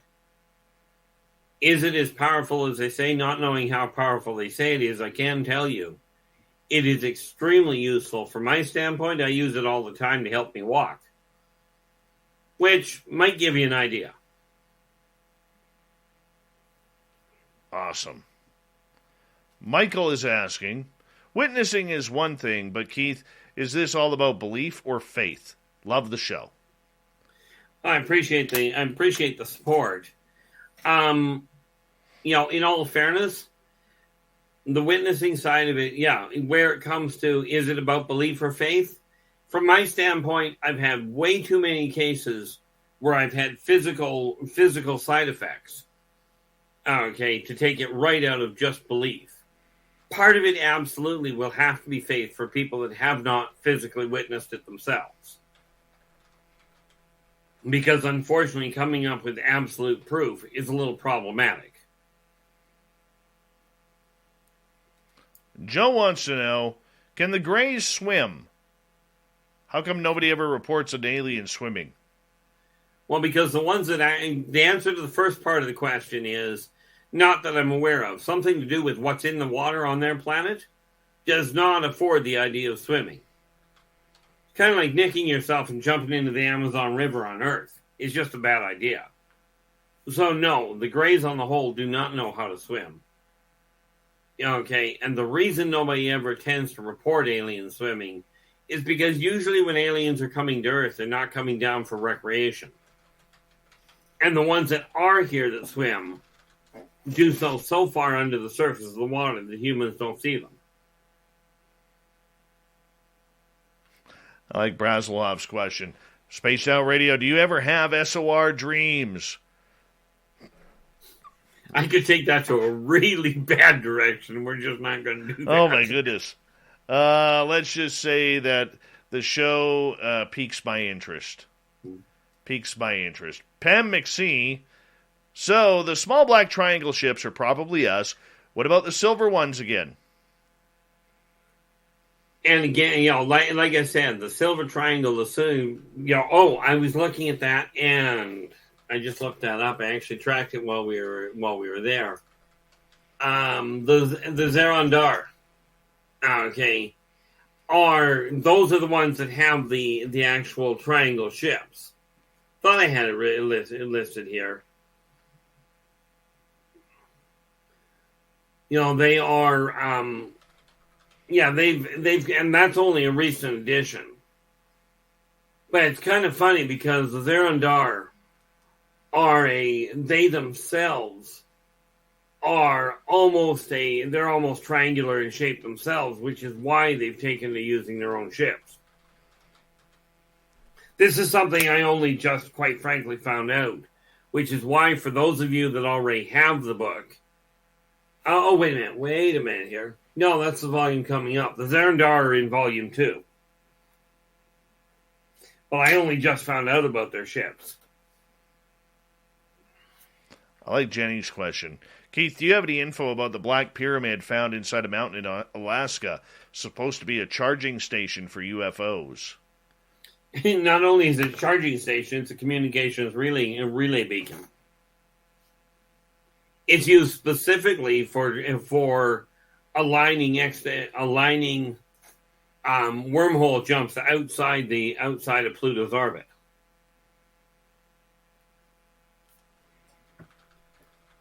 Basically, what it boils down to is you bounce off that beacon in order to fire up the wormhole, basically what mankind would call a Stargate, although it's not a physical construct.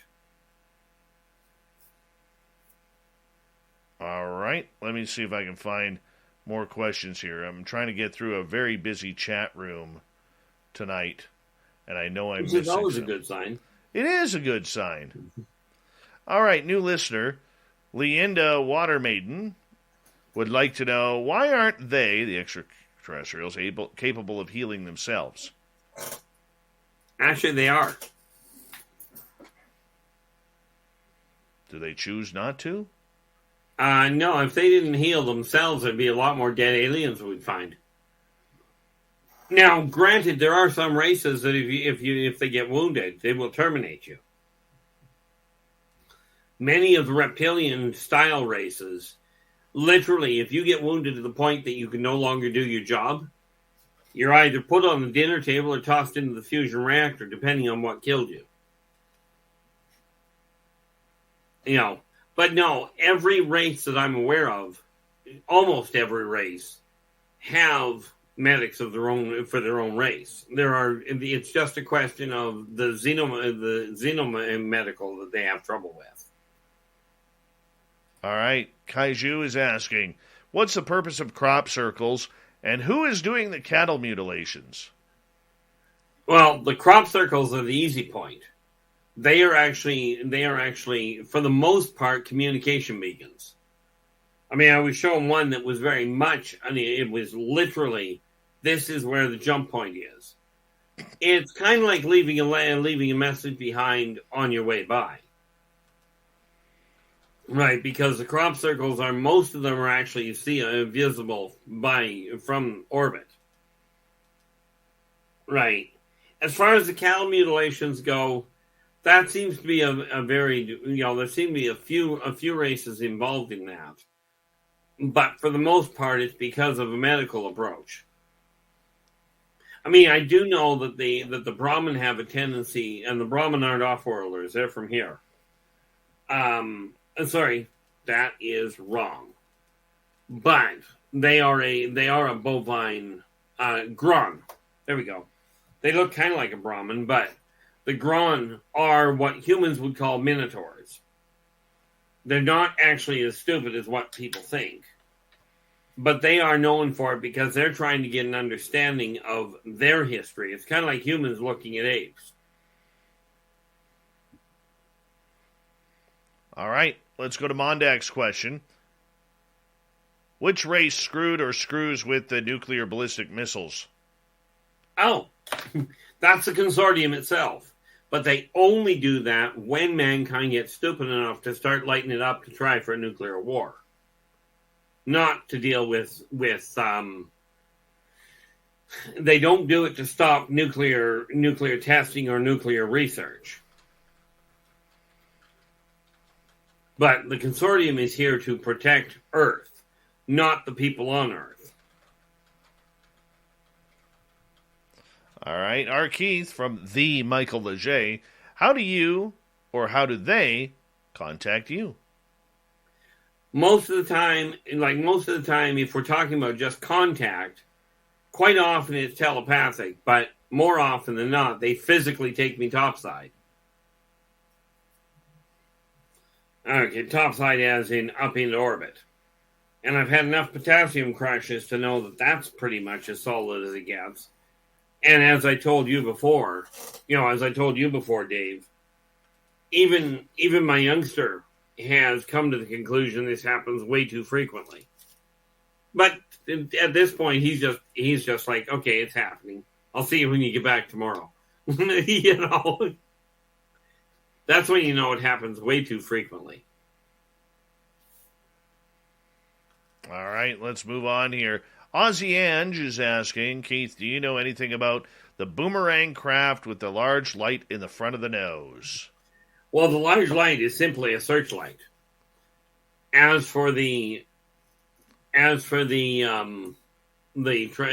boomerang shaped craft, those are literally tied to the consortium, but those ones are not used. The big triangles, or boomerangs rather, are not used for collection. They are used for surveillance. Whit wants to know, why haven't we been back to the moon? Well, you're going to love this one, but we have. Multiple times.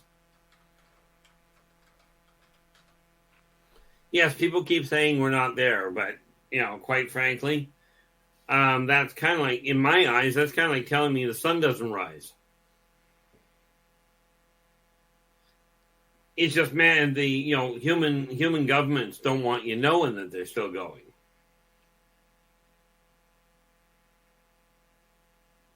All right. This reaction to a question Leanda asked you earlier about aliens healing themselves. She said, but you said if they get sick, that they think they probably shouldn't have been doing that, so it's kind of contradictory, isn't it?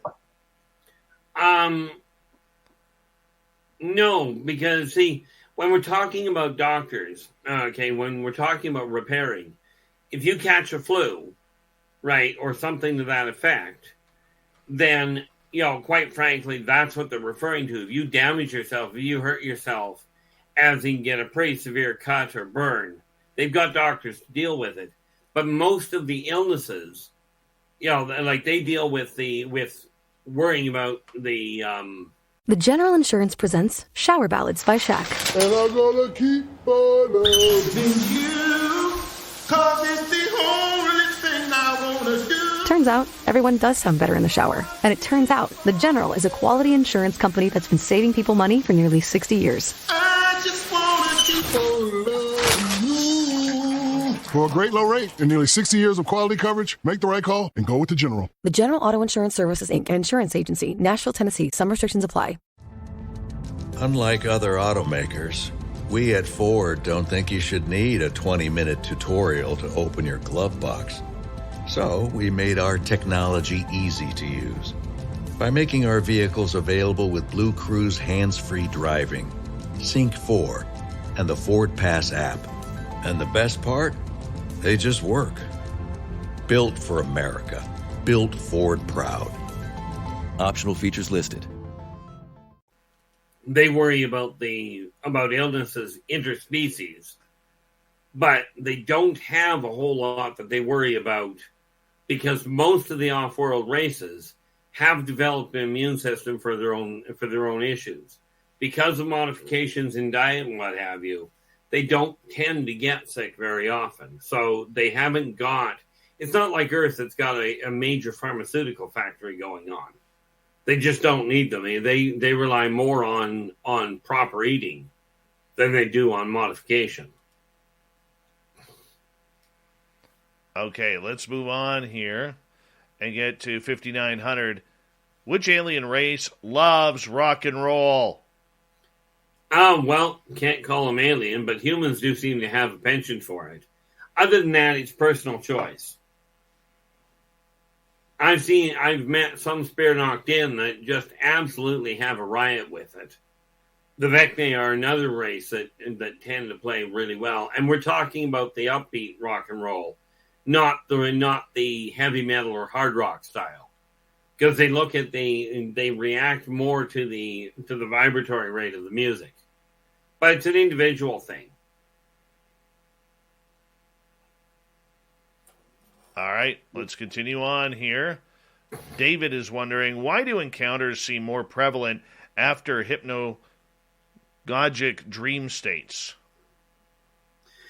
Because after the hypnagogic dream state, you tend to be a little bit more aware of it. Okay, because after that dream state, your brain tends to pick it up. It tends to remember it easier. net result, you remember the contact more readily. It's not so much it happens more often, you're just more aware of it. All right. Michael wants to know, Keith or Dave, had aliens talk or contacted you in your daylight hours? Oh, yeah. Yep. You're right smack in the middle of a conference I was at one day. I blame Samantha Mowat for mine. I don't.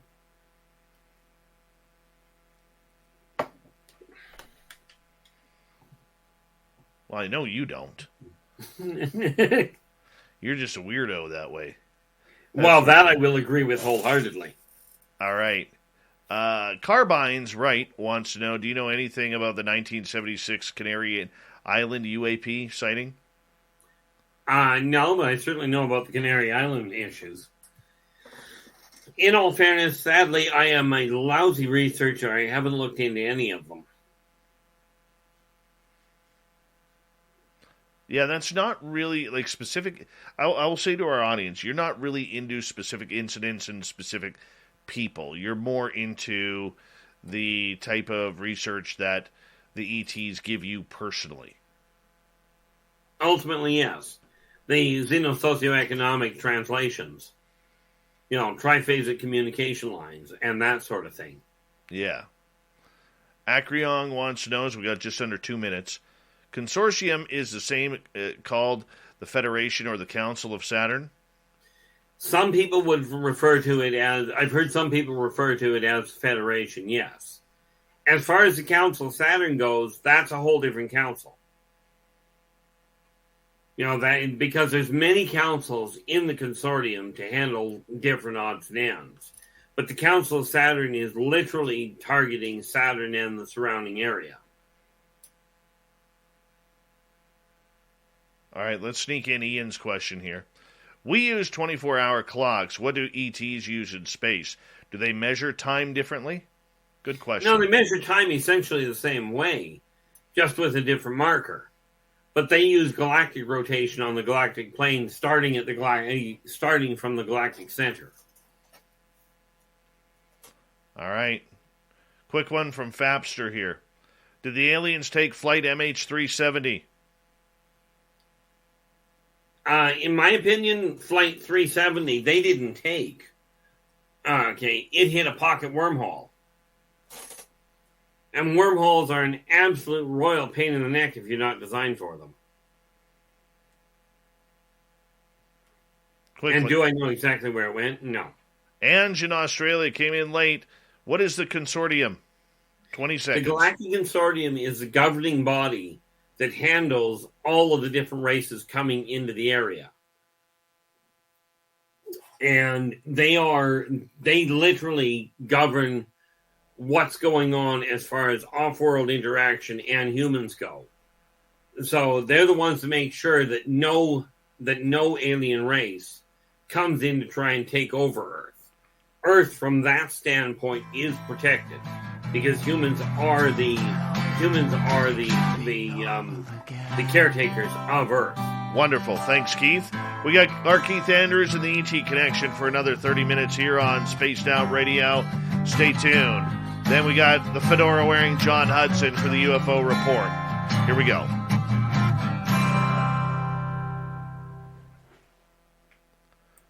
Buddy, I got to hit the bathroom, so please bear with me here. Absolutely. All right.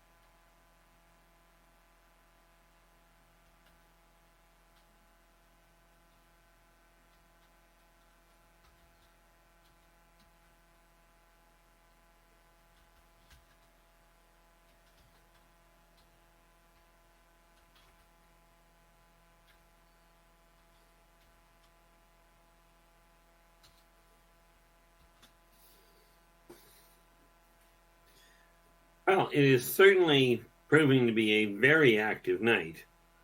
I don't know if you can hear me, so I may well be talking to myself. But the questions have been just absolutely fantastic. And yes, the reality of it is I don't research what I'm doing. The information that I am recording, that I'm quantifying, is all done on first-hand experience. And the reason I don't question it is because of the number of times that I've had people that have corroborated what I've gone through, not the least of which has been missing time, hitting wormholes, having physical marks left over from being taken. I had one case where I was literally witnessed dropping back into my bedroom from the ceiling. This is why I don't question why it's real anymore. Couple that with my father actually telling me on his deathbed that everything I had experienced, everything that I remembered, was absolutely real. Now, can I talk to him? Well, personally I can, but I can't prove it. As I said, he passed away a few years back. And this is why I tell people, people have asked me multiple times, have you got pictures? Have you got any evidence? And the answer is, I've only got one picture. Okay. And do I know exactly where it is right offhand? No. But that was from a very long time ago. All right. You bet. We got a couple minutes.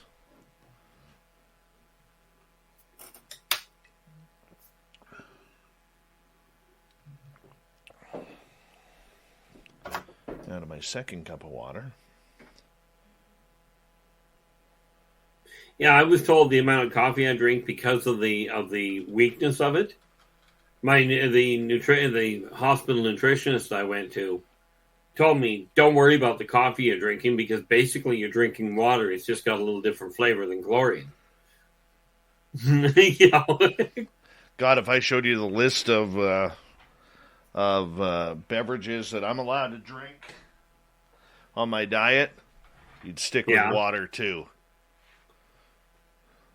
Oh, that bad, eh? Oh my God, it's terrible. Yeah, I got a kick out of it. I read from somebody at one point, they were talking about diets. It's like the old idea of if you don't eat as much food, you'll lose weight doesn't work. Well, let's face it, that's just wrong. You're wrong. I probably am. I'm teasing. All right. I want to say a big thank you to 5900, to Marty, Ibarata, Bigfoot Rob, Cat Chaser, Jeremy, Spooky, Mennonite Abe, Triple Act, Thomas, and Adam for the amazing super chats tonight. Very much appreciate the love and support of Spaced Out Radio. Don't forget, you can also support us by giving us a thumbs down, thumbs up, whatever you want to do. And, of course, you can hit that subscribe button, ring the bell. We are here 7 days a week for your listening entertainment. And we have a lot of fun doing this show, and that's why we continue so hard and so passionately about what we do. Thank you to all the veterans who are tuning us in tonight. Remember, you always have a safe home here on Spaced Out Radio in our chat room. And, of course, to all the regulars who are here, a lot of familiar faces haven't seen in a while. Good to see all of you. This is a big family here. We absolutely love that you are here as well. So we're going to get going here in about 45 seconds.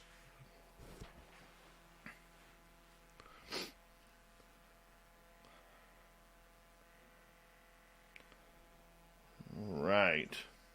One more commercial. Yeah, commercials are so much fun. But I realize you've got to have them, so, Yeah, I hear you. All right, let's get ready to go here.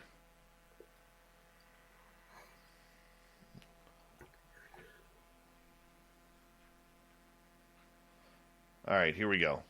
Horns up.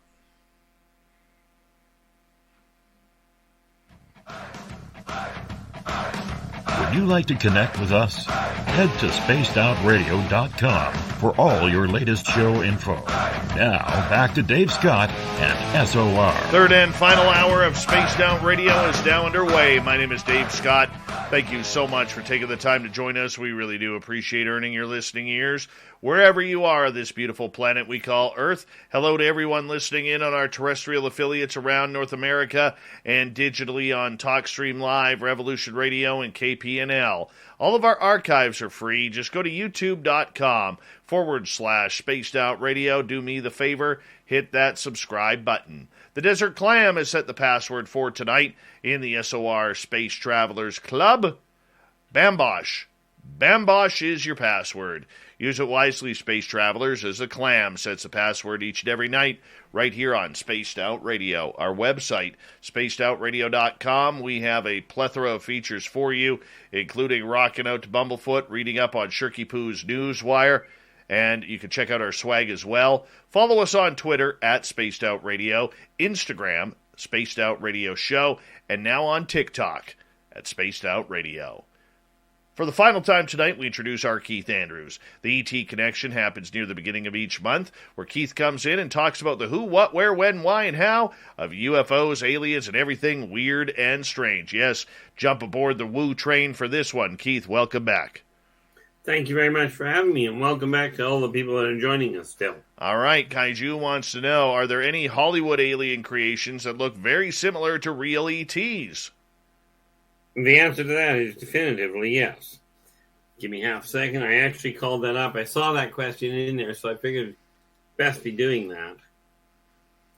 Okay, right off the bat, alien from the stars Sigourney Weaver. If you remove the internal elongating jaw, you've just about got a bang-on marker for the Chick-Chock. They are very ascetic and extremely hostile.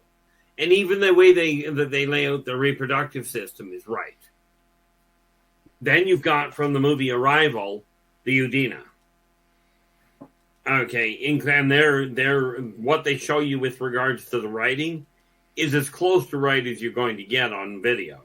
Because it's not just a simple ring that they put up on glass.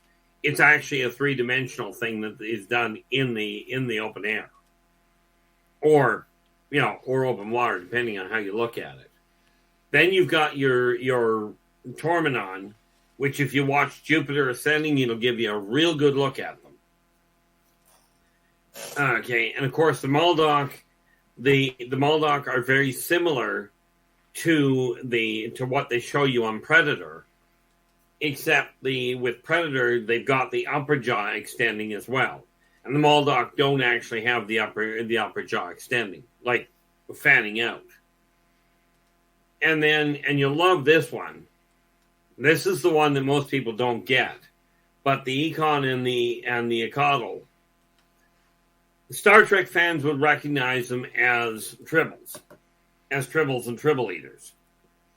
But they are very real, and yes, they do reproduce that fast. Their main food source on their planet. And then I've got to double check, but what the heck was it called? I've written the wrong name of the movie down, but I have seen a picture of the Burundi and the Burundigar. Okay, on some movies, I just have to go and find it which one it was again.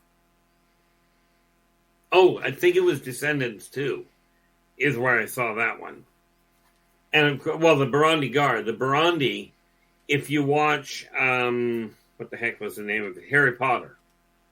I forget the little guy's name, but that little goblin, that's a Burundi. But that's some of the races that show up quite nicely. Okay, let's move on. Joe has a question. Are there any alien races that look like plants or trees? Do they hide in plain sight? Try that again? Well, the Arborians look like trees. There are also little Arborians that look like other plants, like ferns. Some of your woody plants may well be Arborian. Your Spear Noctin look like the little button mushrooms. Your Vecnae look like similar to some of the spiny vines that we see. Thing is, with most of those, yeah, they will definitely hide. Those are actually, by the way, well, the Spearnoctin and the Vecnae are alien. They don't come from here. The Arboreans actually evolved on Earth. But I'm getting into finding the other ones that are also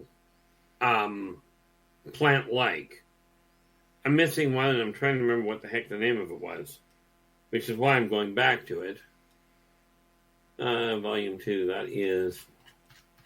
Let's shrink that down, because there's one other one that I know of that it kind of looks like a green onion, in all fairness. And yes, I know that sounds completely whacked. But hey, there we go. The Tolek. Which look very similar to a green onion, except one small little detail. Right, and that little detail being they're a whole heck of a sight larger.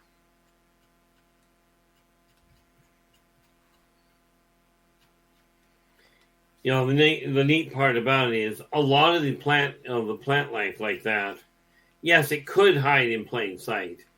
Yeah, like the Tolek, they look like green onions, but they're like 8 feet tall. They might stand out in your garden. All right. Let's go over to Michael. Keith, what's the nicest thing an alien ever did for you? That's a bit of a toss-up, but I mean, I've had more than enough of them back me up. I think the most prominent one was the Deus Rosazian actually saved my life. I'm still debating whether that was nice or not, but, you know. Yeah. You get the idea there. But most people would say that was probably the nicest thing. You know, but, I mean, I've had them give me tours of ships. I've had them, you know, deal with, you know, like, for instance, when you look at the Kinlar, right, they're a lovable little bunch. They're violent as all get out, but if you get on their good side, they're actually decent people. All right, let's continue on here. Game Vet. Do you think ETs, or do the ETs think it is racist to call them aliens? Can we have Absolutely. Can I finish? You don't mind? Sorry. Yeah. Can we have a live interview with one? And good luck with that thought. As far as do they think it's racist? Absolutely not. See, according to the off-worlders, if you're not born on a given planet, you're alien. If you're not born in a given country, you're alien to that country or alien to that land. So, no, it just simply describes what they are, or more to the point, what they aren't. So they certainly, on the whole, do not take offense to it.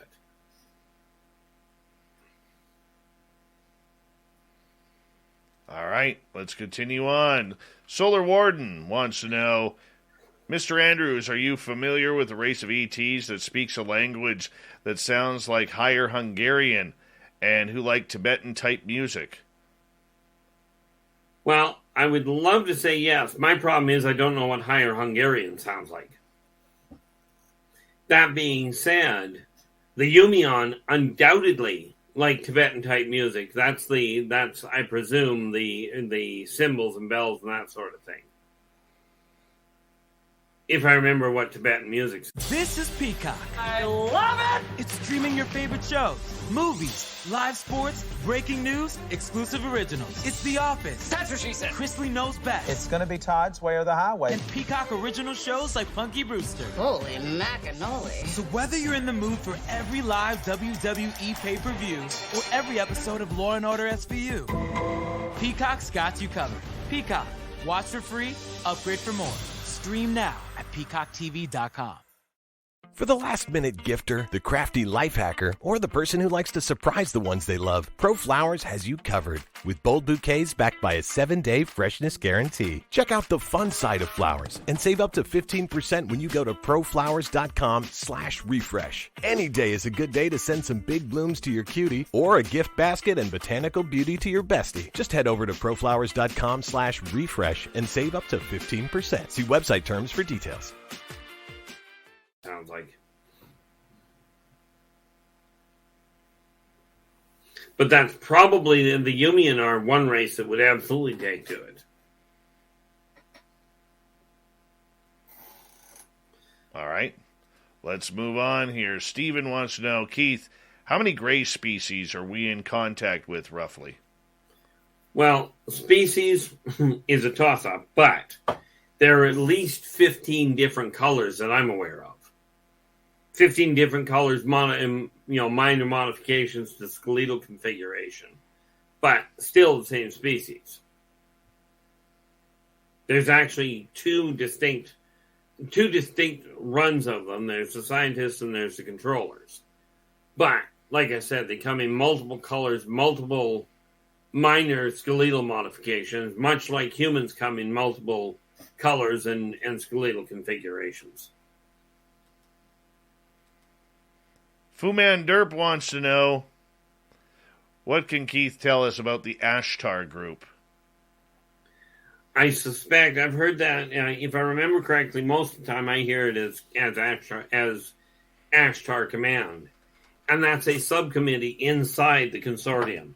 They answer directly to the Council of 12, but they are focused primarily on communication lines and scientific interaction, as in interspecies scientific evolution. Where are they out of?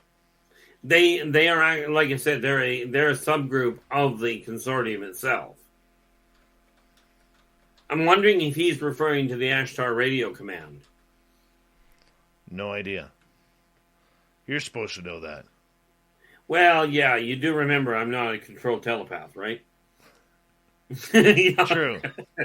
Acreon is asking, the power to manipulate matter you said we have, that it's psychokinesis, cause the move with the hands, even I do, could explain it a bit further, and elemental magic without technology, what you know we can do. What's your thoughts? Absolutely. That is the baseline of it. Because once you realize that the only difference between picking something up, the only difference between picking something up physically and picking it up from across the room, functionally it's the distance. It's still one molecule to the next. And for anybody that wants to give it a shot, if you take your hands and you put them an inch, half an inch to an inch apart, you'll feel energy between them. It's that energy that you focus with and you build it up and you can actually get it to work. Now, am I a fully controlled telekinetic at this point? No. But I do know somebody who can send sonic shockwaves across a glass of water quite nicely. Also know a chap that can start fires just by thinking about them. But it boils down to molecular manipulation. And yeah, anybody can teach themselves to do it. But it's a question of realizing it's not like you can grab hold of a truck and pick it up and throw it across the room. That's the stuff that becomes Hollywood. Is it possible to get to that level? Absolutely. Because there's been lots of situations where people have been witness to, frail people picking up a car and rolling it over to get somebody that was in trouble out from under it. And this is just another way of modifying the molecular density. It's the same technique used to walk through walls. It boils down to humans are taught that things are solid. And frankly, they aren't. There's space between the molecules. Once you realize that, you can start modifying what's going on around you. Okay, most people are literally taught it's not possible. That's why they refuse to let it happen.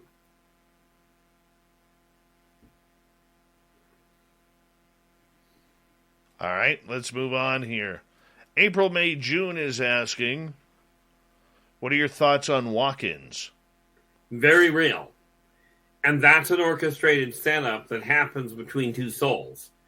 One soul comes into the body to start with, but its entire reason for coming is to experience only the birthing process up to a certain point. The second soul that arranges before the first one is born, before the first body is born, the second soul gets together with them and says, look, when you hit X number of years old, I'm going to swap places with you because I don't feel like going through the birthing process again, and I'll just take over from there if that's okay. So they come to an agreement, and there's a distinct swap. When it happens, there's a distinct swap in not necessarily, well, usually it's personality swap. Memory can be completely scrambled, and the person will take on all sorts of different quirks. Like, it becomes pretty obvious to the people that know them well, but not always. But walk-ins are very real. But a walk-in is very different from a hijacking. And yes, that can happen as well. Okay, a hijacking is also what many people refer to as a possession. But walk-ins are a voluntary swap. Makes sense. Okay, let's go over to Sovereign. How fast can malevolent alien races build a subterranean base or city? Well, that depends on whether or not the planet they're trying to build it on is stable and whether or not it's inhabited. They can build them literally, if they're moving into an uninhabited asteroid, they can literally build a full-sized station in under a day. Okay. If it's occupied, they have to take into consideration that there is tectonic upheaval that happens if you do it too fast. So it can take a fair piece of time. Basically what they do is they pick a cave that's already there and then work in from there. All right, let's go to Thin Lizzy. Do aliens have disputes or war with other races? Absolutely. The Swazians and the Teklak have been at war with each other for centuries. This is why I say aliens, the only difference between them and humans is the type of toys they've got. The Teklak themselves are at war. They've got a civil war going on. When you take a look at the Venusians and the Martokians, they actually have an alliance. They aren't at war with each other. They've got an actual alliance with each other. The Swazians and humans have an alliance. And yes, that does mean we've got reptilians on Earth that are working with humans. Okay. How often does that happen? I've never seen it stop. So, All right. I mean, every now and again you'll get a war that stops because one race ends up dead and that solved that problem. But unlike human wars where people get to a point where they go, we're not fighting anymore, unfortunately, the so-called more advanced races, I'm talking technologically advanced, don't seem to have this idea quite right where, oh, we should stop fighting. It would be nice if they would. But they won't. They never I'm not do. expecting it anytime soon. They never do. Well, like I said, the wars usually stop when one side is dead. But you got to remember, off-worlders, when they go to war, they don't have rules that you can't shoot when there's certain circumstances going on.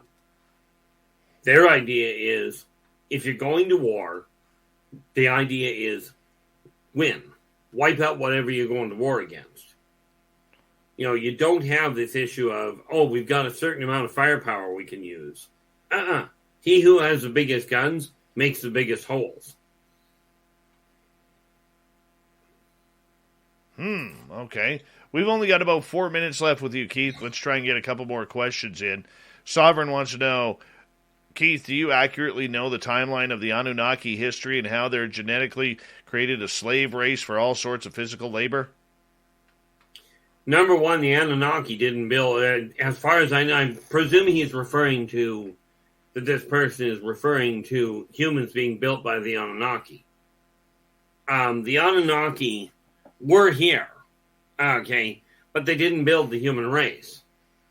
So as far as accurately goes, I cannot put it in Terran terms, which would be the biggest problem. But I can tell you that they do come back on a regular basis. But they are not, as far as them building races for physical labor, for finer points, they certainly hire other races, but as far as I'm aware, they've never built any, and they certainly did not build the human race for any functional reason. Well, they didn't build them at all. All right. Fidgety wants to know, can the Arborian move around? Could that explain the moving tree mystery? Absolutely, they can move around. If you watch The Lord of the Rings, I forgot about that one, which is sad. You watch The Lord of the Rings and you look at Treebeard, meet an Arborian, tree style. What about Wizard of Oz? Trying to think which trees were in the Wizard of Oz. All of them, when they're going down the yellow brick road where they find Tin Man. That's a good point. The apple trees and what have you that were throwing the apples at them. Yes. It's been a while since I've seen The Wizard of Oz, and the answer is yes. Still one of my favorite movies. Absolutely. Still one of my favorite movies. I still like the idea of the witch, but, you know. All right, Stephen wants to know, what do you know about Arcturians? I think I have seen a ship. Arcturians are an interesting race, and I've got a whole pile of information on them. But they are humanoid. They are a peaceful race on the whole, but very intellectually based. They should be right here. That's the Anunnaki. And watch this. There we are. Okay, you're definitely looking at a race. They are essentially, from a governmental standpoint, socialist with a military focus. Okay, they are absolutely focused on physical construction and technology, that sort of thing. Like, they pride themselves on their workmanship. All right, final question tonight, Keith. Thin Lizzy, do you think aliens wish they could grow awesome facial hair like you, Keith, and me? Well, some of them, the answer is yes. If you talk to the dwarves, which are an ancient race, they have nothing. We have nothing on them. But thank you very much. Keith, tell everybody where they can find your information. Easiest place to find it is if you go to YouTube and you look at my YouTube channel, Inner Voice Enterprises. You'll find a whole list of ways of getting a hold of me on Facebook, LinkedIn, Twitter. Usually it's under R. Keith Andrews or under Inner Voice Enterprises. Very cool. Buddy, it's always a pleasure to have you on Spaced Out Radio. Always appreciate you so much. Well, definitely enjoy being here. I cannot believe the length of time we've been here. But tonight has been absolutely fabulous. The questions coming in were phenomenal. They really were. They really were. And we thank our audience for their participation all night long. Our Keith Andrews and the ET Connection happens the first week of every month here on Spaced Out Radio. We love it when Keith comes in and drives the Woo train wild and right off the tracks. Coming up next, fedora-wearing John Hudson is here for the Unbiased UFO Report. We got Shirky Poo's news and the thought of the day. Stay tuned. We continue right after this.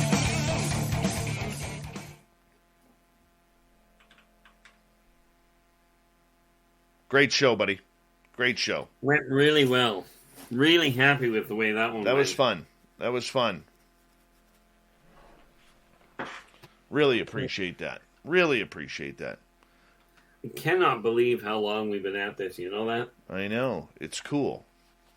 It is very cool. Was that your chair squeaking or mine? Yes. No, that was mine. Okay. Just making sure. Man, I got to be up at 6:30.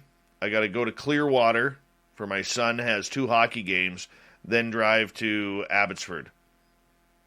Oh, joyful. Yeah. I'll bet you than me. Yeah. Joyful is correct. Joyful is correct. May stop in Kamloops for a little bit. I could use some Taco Bell. Yeah. Yeah. Yeah, I'm getting way more reclusive lately. My ex actually showed me how to do my grocery shopping online, so I don't even have to go to the grocery store much. Oh, my God. I don't even want to try that. Wait, shopping on Amazon, you mean? Or Yeah. going to the grocery store? Both. See, I went to a grocery store just the other day, and there were only like 8 people in it, including the staff. And unfortunately, I got, I remember when I lived in Mission, quickly here, because I do got to get John in. I remember when I lived in Mission and I was still single. Sunday night was always single dad's night at Save On Foods. Okay. Right. And that because, we all worked during the week, and then Sunday night the kids either went back to mom's house or whatever the story was. So you'd see a bunch of single dads. Well, one night I got caught behind a bunch of couponers. I'll tell you, I've never seen something more evil in life than getting stuck in a lineup behind a bunch of couponers taking up 2 rows of tills, and there's only 2 people on the tills. The single dads were ready to brawl. It was almost brawl night. Oh, joyful. Yeah, it happened 2 weeks in a row. 2 weeks in a row. The second week, they finally opened up a 3rd and 4th till, and I'll tell you, the screaming that was happening in that place from all the single dads, we were going nuts. We were going haywire. Yeah, it can get a little carried away, but that is a nightmare. Keith, yeah, no doubt. Keith, buddy, I got to run. Got to get John in. Absolutely. Have a good one. My brother, will talk soon, okay? Absolutely. Take care. You too. Have a good one. Much love, buddy. Our Keith Andrews, everybody, and the ET Connection. Love him. Absolutely love him. Oh, there's the fedora-wearing John Hudson. Good evening, sir. How are you? You must be having some humidity there. Your hair is wild today. Oh, no. It's actually quite cold here. Well, cold for California. What is cold, John? Tease me a little bit. Anything below 70. You are a sick, sick man. You know what I would do in 70 degrees? I'd wear shorts, flip-flops, and a T-shirt. Exactly. That's the whole reason why we like it, that temperature. I always tease my friends on the East Coast. I'm like, when you guys have to put your motorcycles, drain them, put them up for storage? Not here. We ride our bikes on Christmas Day. It's terrible. Terrible. Reborn from Ash, how are you? We got about a minute and a half here, dude. No worries. Mm-hmm. So actually, I missed the show tonight because I was hanging out with my daughter. How'd it go? Very Fun well. stuff. Very well. He's always a kick. Love Keith. By the way, it's 35 degrees Fahrenheit, 2 degrees Celsius here right now. Jesus Christ! People are not supposed to live in that kind of weather. It's not good for them. I'm telling you right now, that is nice temperature, man. It is a nice temperature. The air is nice and clean. All right, a big thank you to $5,900 Marty, Ibarata, Rob, Cat Chaser, Jeremy, Adam, Thomas, Triple Ack, Mennonite Abe, and Spooky for the amazing super chats. Thank you so much for your love and support. Thank you to everyone who's hit that subscribe button tonight and rang that bell and given us a thumbs up, thumbs down, whatever you decide. You can do it. And 51 degrees is shorts weather. I'm just telling you right now. And, so disappointing. I can't even continue. Go shopping at our store and our website. Maybe you'll find some shorts for John. All right, here we go, buddy.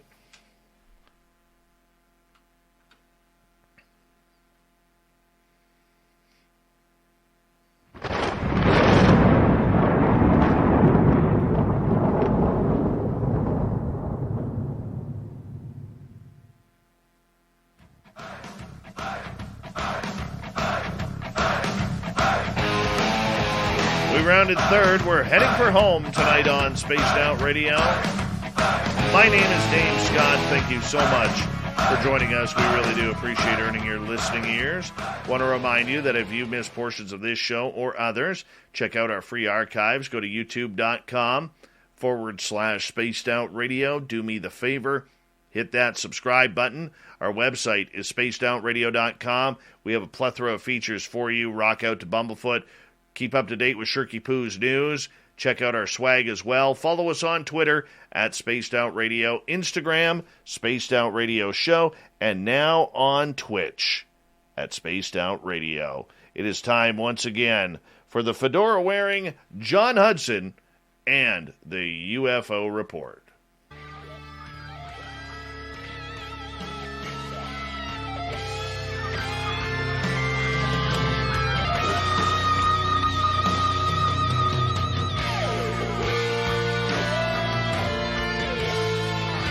Yes, it's all things woo tonight as we continue on with the UFO Report. John Hudson has us all set up. John, it's always good to have you here, my friend. Always good to be here. Thank you, everyone, for sticking around. I do appreciate it after getting your head full of Keith tonight. Right. All right, we're going to kick things off. Christopher Sharp, blogger, journalist, who is he? And tell us about the article he wrote. Well, in full disclosure, he is, I don't know if he's the only, well, I assume he is. Black Friday starts now at JCPenney. And this Friday through Sunday, shop early and save with thousands of new Black Friday deals while they last. Sparkle everyone's stocking with up to 75% off all fine jewelry. Plus, stock up on Home Expressions bath towels, now only $2.99 each. These deals and many more end Sunday. Happy Black Friday, JCPenney. Offers valid on select items 11/5 to 11/7. Exclusions apply. See store or jcp.com for details. Buy one, get one for $1 at McDonald's. Or as we like to call it, the can't have just one deal. Mix and match a sausage biscuit, sausage McGriddles, McChicken biscuit, chicken McGriddles, or crispy hash browns. Want 2 sausage biscuits? Buy one, get one for $1. Want a sausage biscuit and hash browns? That's cool too. Choose more of what you love. Buy one, get one for $1 at McDonald's. Prices and participation may vary. Valid for item of equal or lesser value. Cannot be combined with combo meal. The only one. He's actually the editor of the Liberation Times, so he doesn't normally do any writing for them. But he's been wanting to, and so this is kind of a big step out for him. And it's just a fantastic read. He does it's long, but it needed to be, and he does a great job. Basically, what he did is he did exactly what I would have done if I had a longer time on this show. He basically just went through John Ramirez's entire presentation and just called out each part that he thought was important and critical. And so it's probably something everyone should have next to them while they're looking at the slides. It's a good one. It's a good thing. But what I wanted to do is I wanted to call out 2 things that are essentially about the presentation, but are also called out in Christopher's article. And that is that when I mentioned the other day that Mr. Ramirez had made a comment about the fact that the word hybrid was not in the schedule yet, he actually went on further to say that what we are witnessing is not disclosure, but scheduled dissemination. And I think that's a very important distinguishing characteristic to notice. And I think that if you look at what's going on and view it as scheduled dissemination, and he went on to say, meaning that things need to be set up before other things can be revealed, essentially. And this is what he said in the interview. I think that paints a very, very clear picture of what's going on the government side of things. And I'd be curious to see what you think of such a thing, Dave. I really don't know. You kind of blew my mind the other night talking about John Ramirez, and you and I had a private conversation about that. And, just the fact that he's really deep into the technology and what we're saying that we're not witnessing any sort of disclosure. I've always said it seems more of a confirmation, and very up to date on what these narratives are. I want to find out more about this guy. I want to try and get him on this show. Yeah, no, we need to, and he's he like I said, I've been talking to him, off and on for a couple months now, on this sideline chat, and honestly, when he first came into our little group, a lot of us were very skeptical of him, and it's taken him some time to prove himself to all of us. But the other two things I want to call out before we move on is one is that on Reddit, someone reported today that someone I believe on Reddit that is at a significant level in the DoD was able to actually confirm John Ramirez's career background, which I wasn't at all worried about. I believe from the comment that Bob McGuire made that Bob McGuire has actually heard of him and is aware of his work. And I know that at some point John Ramirez actually interacted with Semivan while inside, and so there's a lot of people that should be able to confirm his identity, but his identity has at least been confirmed by one person as far as what his career was and what he did. And then the last thing I want to bring up, which I should have brought up the other day, and I apologize to everyone because this to me is a significant thing, and that was because it caught me off guard when he said it. He said that he feels that the James Webb Telescope might be a breaking point for all of this. And what he means by that is that he believes that there's a chance, he doesn't know this for sure, this is just his hypothesis, that there might be things in space that the James Webb Telescope will be directed at intentionally as a way of essentially drawing attention to something that's coming or something that's happening. That the James Webb Telescope might be that dam that breaks, that really releases a lot of information. Does John Ramirez Does John Ramirez have that much knowledge and power? Well, he retired in 2009. And so one of the things that he makes very clear in his presentation, which I absolutely adored about him, was he makes very clear what he says he knows, and what his guesses are, his hypothesis, and that falls completely under his hypothesis. That's not based on any specific knowledge about the James Webb. That's just based on his 25 years on the inside, knowing how things work, and saying, that sounds to me like a tipping point. Very interesting. Well, John, we're going to use your connection, try and get him on the show. Yeah, we definitely need to. We need to do that. That just sounds way too important not to have him come in and describe what he knows. Now, is he blocked by any NDAs? I assume that he is, and obviously, one of the things that he announced in this presentation was that he was actually read out of 27 different programs. So this guy wasn't just a nobody. This guy was in the science directorate. He was in some very significant places, but he was completely read out many years ago. But needless to say, a bunch of the stuff you sign is lifetime. And the thing is that the other thing I really like about him is that he sent this presentation to CIA before he showed it to anybody. And every time he makes a change to it, he sends it back to CIA to get it approved. And one of the things that he's trying to do, and you should see the grin on his face when he talks about this, is he's trying to get stuff redacted. He's trying to see how far he can push before they start redacting stuff. And there's been several slides where he was amazed that they didn't get redacted. All right, let's move on here to the second part of tonight. Douglas Dean Johnson, who is he and why is he important? So, actually, Dave, you might be able to inform me better on that than I can inform the audience. In that, essentially, what I know of him is he seems like a very professional researcher that I've interacted with a few times on Twitter, and whenever he's written anything, it's been very well written, it's been very clean, and it's been very easy to read, and he seems to have a good handle on what's going in the government. But beyond that, honestly, I don't know very much about him myself. Well, I do know that he is very followed on UFO Twitter.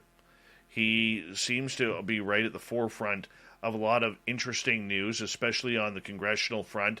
Yes. And on the governmental side of things. I think this guy has really done his homework. He is somebody Yes. who's very interesting, especially when it comes to following the entire UAP phenomena with... He's very thorough. Yes, very thorough.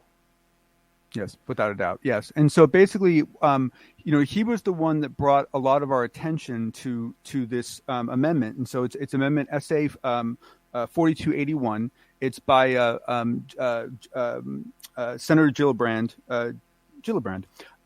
If I'm mispronouncing your name, ma'am, I apologize. And she, she's kind of, she's well known, but she's, to my knowledge, a newcomer to this whole UAP thing. And what Johnson's article does a really good job of covering is not just her amendment, but all the other amendments that have come before it, and what the progression has been. And if you guys were paying attention before, the Senate wording wasn't very good. It was basically just what we had before with the task force. It was the House wording that was strong before. It was very strong. It was very good. And it appears that what she did, and remember, she's in the Senate, she took the House wording and started with that and then made it even stronger. And if I can just try to read some of this really quick, just because I think it's very pertinent. Is that essentially what her amendment would create is an anomaly, surveillance, and resolution office, basically ASRO. There would be a UAP focused office that would be placed in the appropriate component of the Department of Defense, with a joint organization of the Department of Defense and the Office of the Directorate of National Intelligence. The head of ASRO would be charged with developing procedures to synchronize and standardize the collection, reporting, and analysis of incidents, including adverse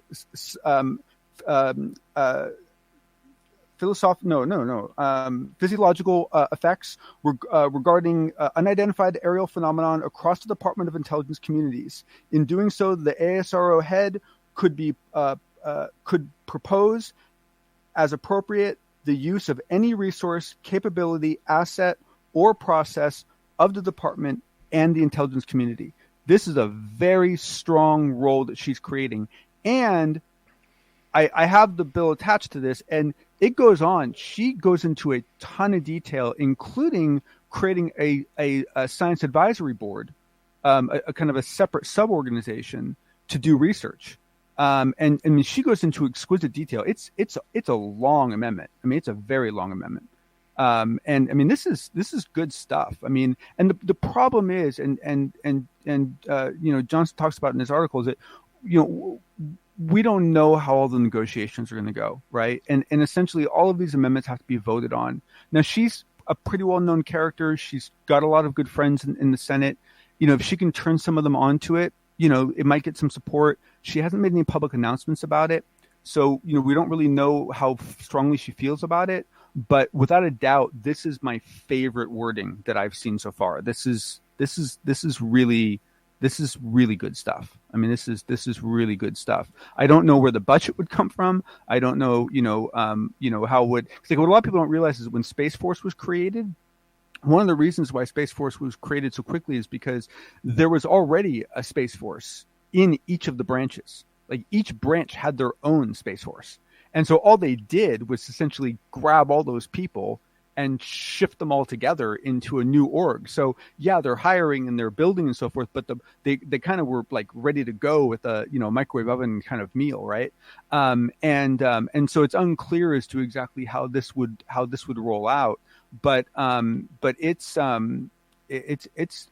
It's very, very impressive. And like I said, what I really like about his article is the fact that he doesn't just talk about her amendment. He talks about, what happened before, what the previous amendments look like, what was driving them, and it kind of shows a story arc of sorts that shows us how we got to where we are today. Very interesting. All right. Now, one of the things that you brought up here as well, I got to bring it up here, is this SA 4281. But that is the amendment. Okay. So, sorry, I'm having a Canadian moment here. Yeah, okay, not knowing. So with this amendment that you were just talking about, how deep do you see this going? Because this is kind of a first that we're hearing about this. Well, that's what's so interesting is it she didn't just. So first off, what I was hoping from the beginning was that the Senate would adopt the House language, because the House language was significantly stronger, right? The Senate, all they did was carbon copy what was already there. They just left the task force a task force. They didn't really do anything with it. They just left it exactly how it was before. It was the House that built out this huge idea of eliminating the task force, creating an official office, doing all this stuff. And she basically took that and then expanded it by significant amounts. And so essentially, I mean, she goes into it's amazing. It's incredibly small font, so have fun. Have fun reading it, folks. But I mean, she goes into defining essentially who gets access to it, what security levels they have to be at. Two people must be appointed from the Presidential National Academy of Sciences. 2 people must be appointed from the National Academy of Engineering. 1 person must be appointed by the President's National Academy of Medicine. I mean, she goes into extreme detail as to, she builds it out. I mean, this looks like something that was architected in a way that it's designed to be executed on the go. It's not something where you would have to take it and develop it into something. This looks like something that is really kind of like a ready-made, a pre-baked solution that you could really do some. You could kind of be on the ground running. No. So I don't know who help she got from, but and I don't know what her angle is. She's not my senator, so I don't know a whole lot about her. I've certainly heard her name several times before. There aren't that many senators, so they kind of stick out. And it's interesting that she's, just not to get into politics, but I find it interesting she's a Democrat. I think once again, this speaks to the bipartisan interest in this topic, but she clearly takes it very seriously. All right, buddy. Thank you so much for another wonderful edition of the Unbiased UFO Report, which will be stored on our YouTube channel, and you'll post the links on Twitter as well. Thank you so much, John. We'll talk to you in the After Hours show. Yep. All right. Let's get to the news.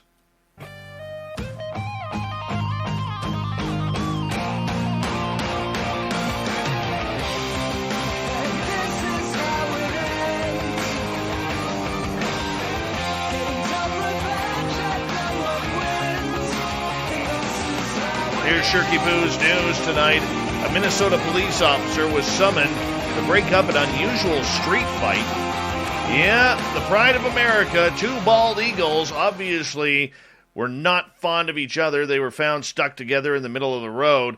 The city of Plymouth said in their Facebook post that Officer Mitch Martinson responded to a neighborhood on a report of 2 bald eagles brawling it out and then getting stuck together on a roadway. Martinson said being called to break up a street fight between 2 eagles was a first for him. We do have de-escalation tactics, but I've never applied them to eagles or other animals. The officer consulted with the Minnesota Department of Natural Resources and Raptor Center, which told him the eagles were likely in a dispute over territory. Martinson said he was attempting to cover the birds' heads to calm them down when they decided to flee the scene. The eagles started going at it again, and the next thing you knew, they were flying away. Damn eagles. Up here in Canada, this is so Canadian. Very Canadian. I know all the Americans out there who are going to kind of eye-roll the stereotype, but this happens in Canada. Yep. She was a young moose, not even 2 years old, still getting used to her surroundings, when she took a wrong turn on Thursday and crashed through the window of an elementary school classroom in Saskatoon, Saskatchewan. By the end of the day, the moose, though a little banged up, had found her way into the hearts of Canadians across the country. Photos of the moose standing in the classroom, shards of glass surrounding her, had swept across social media, stirring a mixture of delight and concern. 14 children attending a before-school program at the school, Sylvia Fedoric Public, were in the room at the time, but they were uninjured and were immediately led away by staff. We're all still kind of shocked, says Principal Victoria Baker. Pardon me, she is a spokesperson for Saskatoon Public Schools. At what might be a little bit of an understatement, it just looks like a quintessential Canadian story, said Pat Dubois, a host of a local country radio station, who had spotted a moose on his way to work and asked listeners to keep their eyes out. Once we found out that the students were okay and that while the moose was slightly injured, but it was going to be okay, then we were all kind of having a laugh a little bit more. The quip on a few lines where the moose was tired of virtual learning. The students had a special guest for biology class. The schools are finally getting back to normal. After all, about 48,000 moose call the province of Saskatchewan home. Like the youngster still finding her way around the neighborhood, the moose just lost its sense of direction. Good Canadian story. Well, here's another one. This one happened just 2 hours north of me. Here in BC, a woman having a cigarette on her front porch was approached by a wandering bear that licked her on the hand. Yeah, Melanie Porter said she was having a cigarette sitting on a chair on her front porch in Quesnel when she spotted movement in her front yard that she initially thought was the neighborhood cat. Nope. I look up and it's a bear. I freeze, Porter said. I'm thinking, oh, well, what do I do? Seriously, what do I do? I'm just going to stay still. Porter said the bear walked right up to her, sniffed her, licked her on the hand. Porter snapped a photo of the bear standing just inches in front of where she was sitting. If I die, at least they'll see who the culprit was, she said. The bear eventually backed off and Porter rushed back inside her house. She said a neighborhood's security camera footage revealed the bear had been watching her from the yard for some time before approaching. It was so dark and he was so quiet and stealthy I didn't even see him. I was sitting 10 feet away from a bear the entire time. God bless her. That is awesome. Absolutely awesome. Good Canadian bear there. Nobody hurt.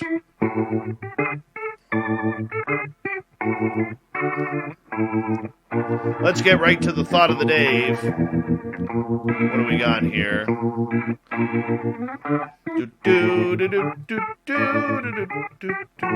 All right. Are there too many UFO, UAP podcasts out there? That's a thought. Chris, yes, and it's great. Eric, I don't know. I just listened to Dave Scott in UFO Garage. Andy, Dave, are you really asking, is there too much information out there? No, that's not the question I asked. My answer is there's never enough information on this subject. Kimberly, yes, it's like streaming services. I can't watch it all. Coral, I'm glad there's a lot, but also got to weed between the good ones that resonate with you. Lou the Lip Blade, it's kind of like streaming apps. They're everywhere, but only have a few of the good stuff. Kenneth, yes, because there's nothing else to discuss. And that's about it. We're going to shut it down right there. Thank you to everybody in the thought of the day. Thank you, John Hudson, Shirky Poo for the news, and of course, our Keith Andrews and the ET Connection. We got Mr. Ron Bumblefoot Thal rocking in the background with Little Brother is watching. Bumblefoot is the official music of Spaced Out Radio, rocking us in and out of every single show. Get your horns up for the guitar god himself. Special thanks to everybody listening in at home, at work, in your cars, wherever you may be. Thank you to everyone in our chat rooms tonight. YouTube, Twitch, LGAB, Revolution Radio, Spreaker, Facebook, the Space Travelers Club, and on Twitter at hashtag Spaced Out Radio.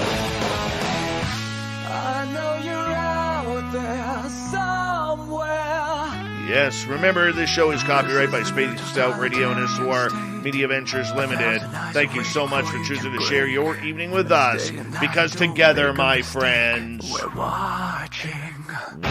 the night. Mr. Bumblefoot, we need a favor. We need you to take us home.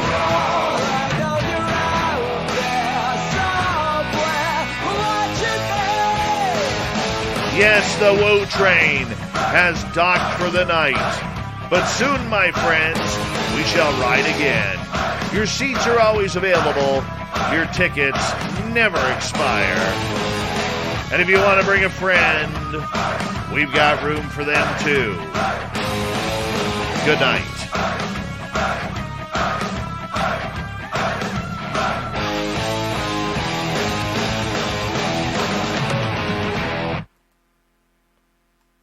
Hello, Archie Manning here. When you grow up in a town like Drew, you understand once a Mississippian, always a Mississippian. I love this place and care about what happens here. Our doctors are telling us 95% of new hospital patients who have COVID did not get vaccinated. We know the vaccine works, but only if you get it. It's easy and it works. Please get vaccinated, my friends, and stay healthy. Sponsored by Delta Health Alliance. Go to getyourshotms.org. In the time before AT&T fiber internet. Shame! Shame! Shame! What did you do, love? I ran out of internet data. And they're making you shame walk. No, it's just how I feel. Shame! Shame! In the time after AT&T fiber internet. Nice to have unlimited internet data, right? Right. The dawn of a better internet era with AT&T fiber. Limited availability in select areas. Check eligibility at att.com/getfiber. Restrictions apply.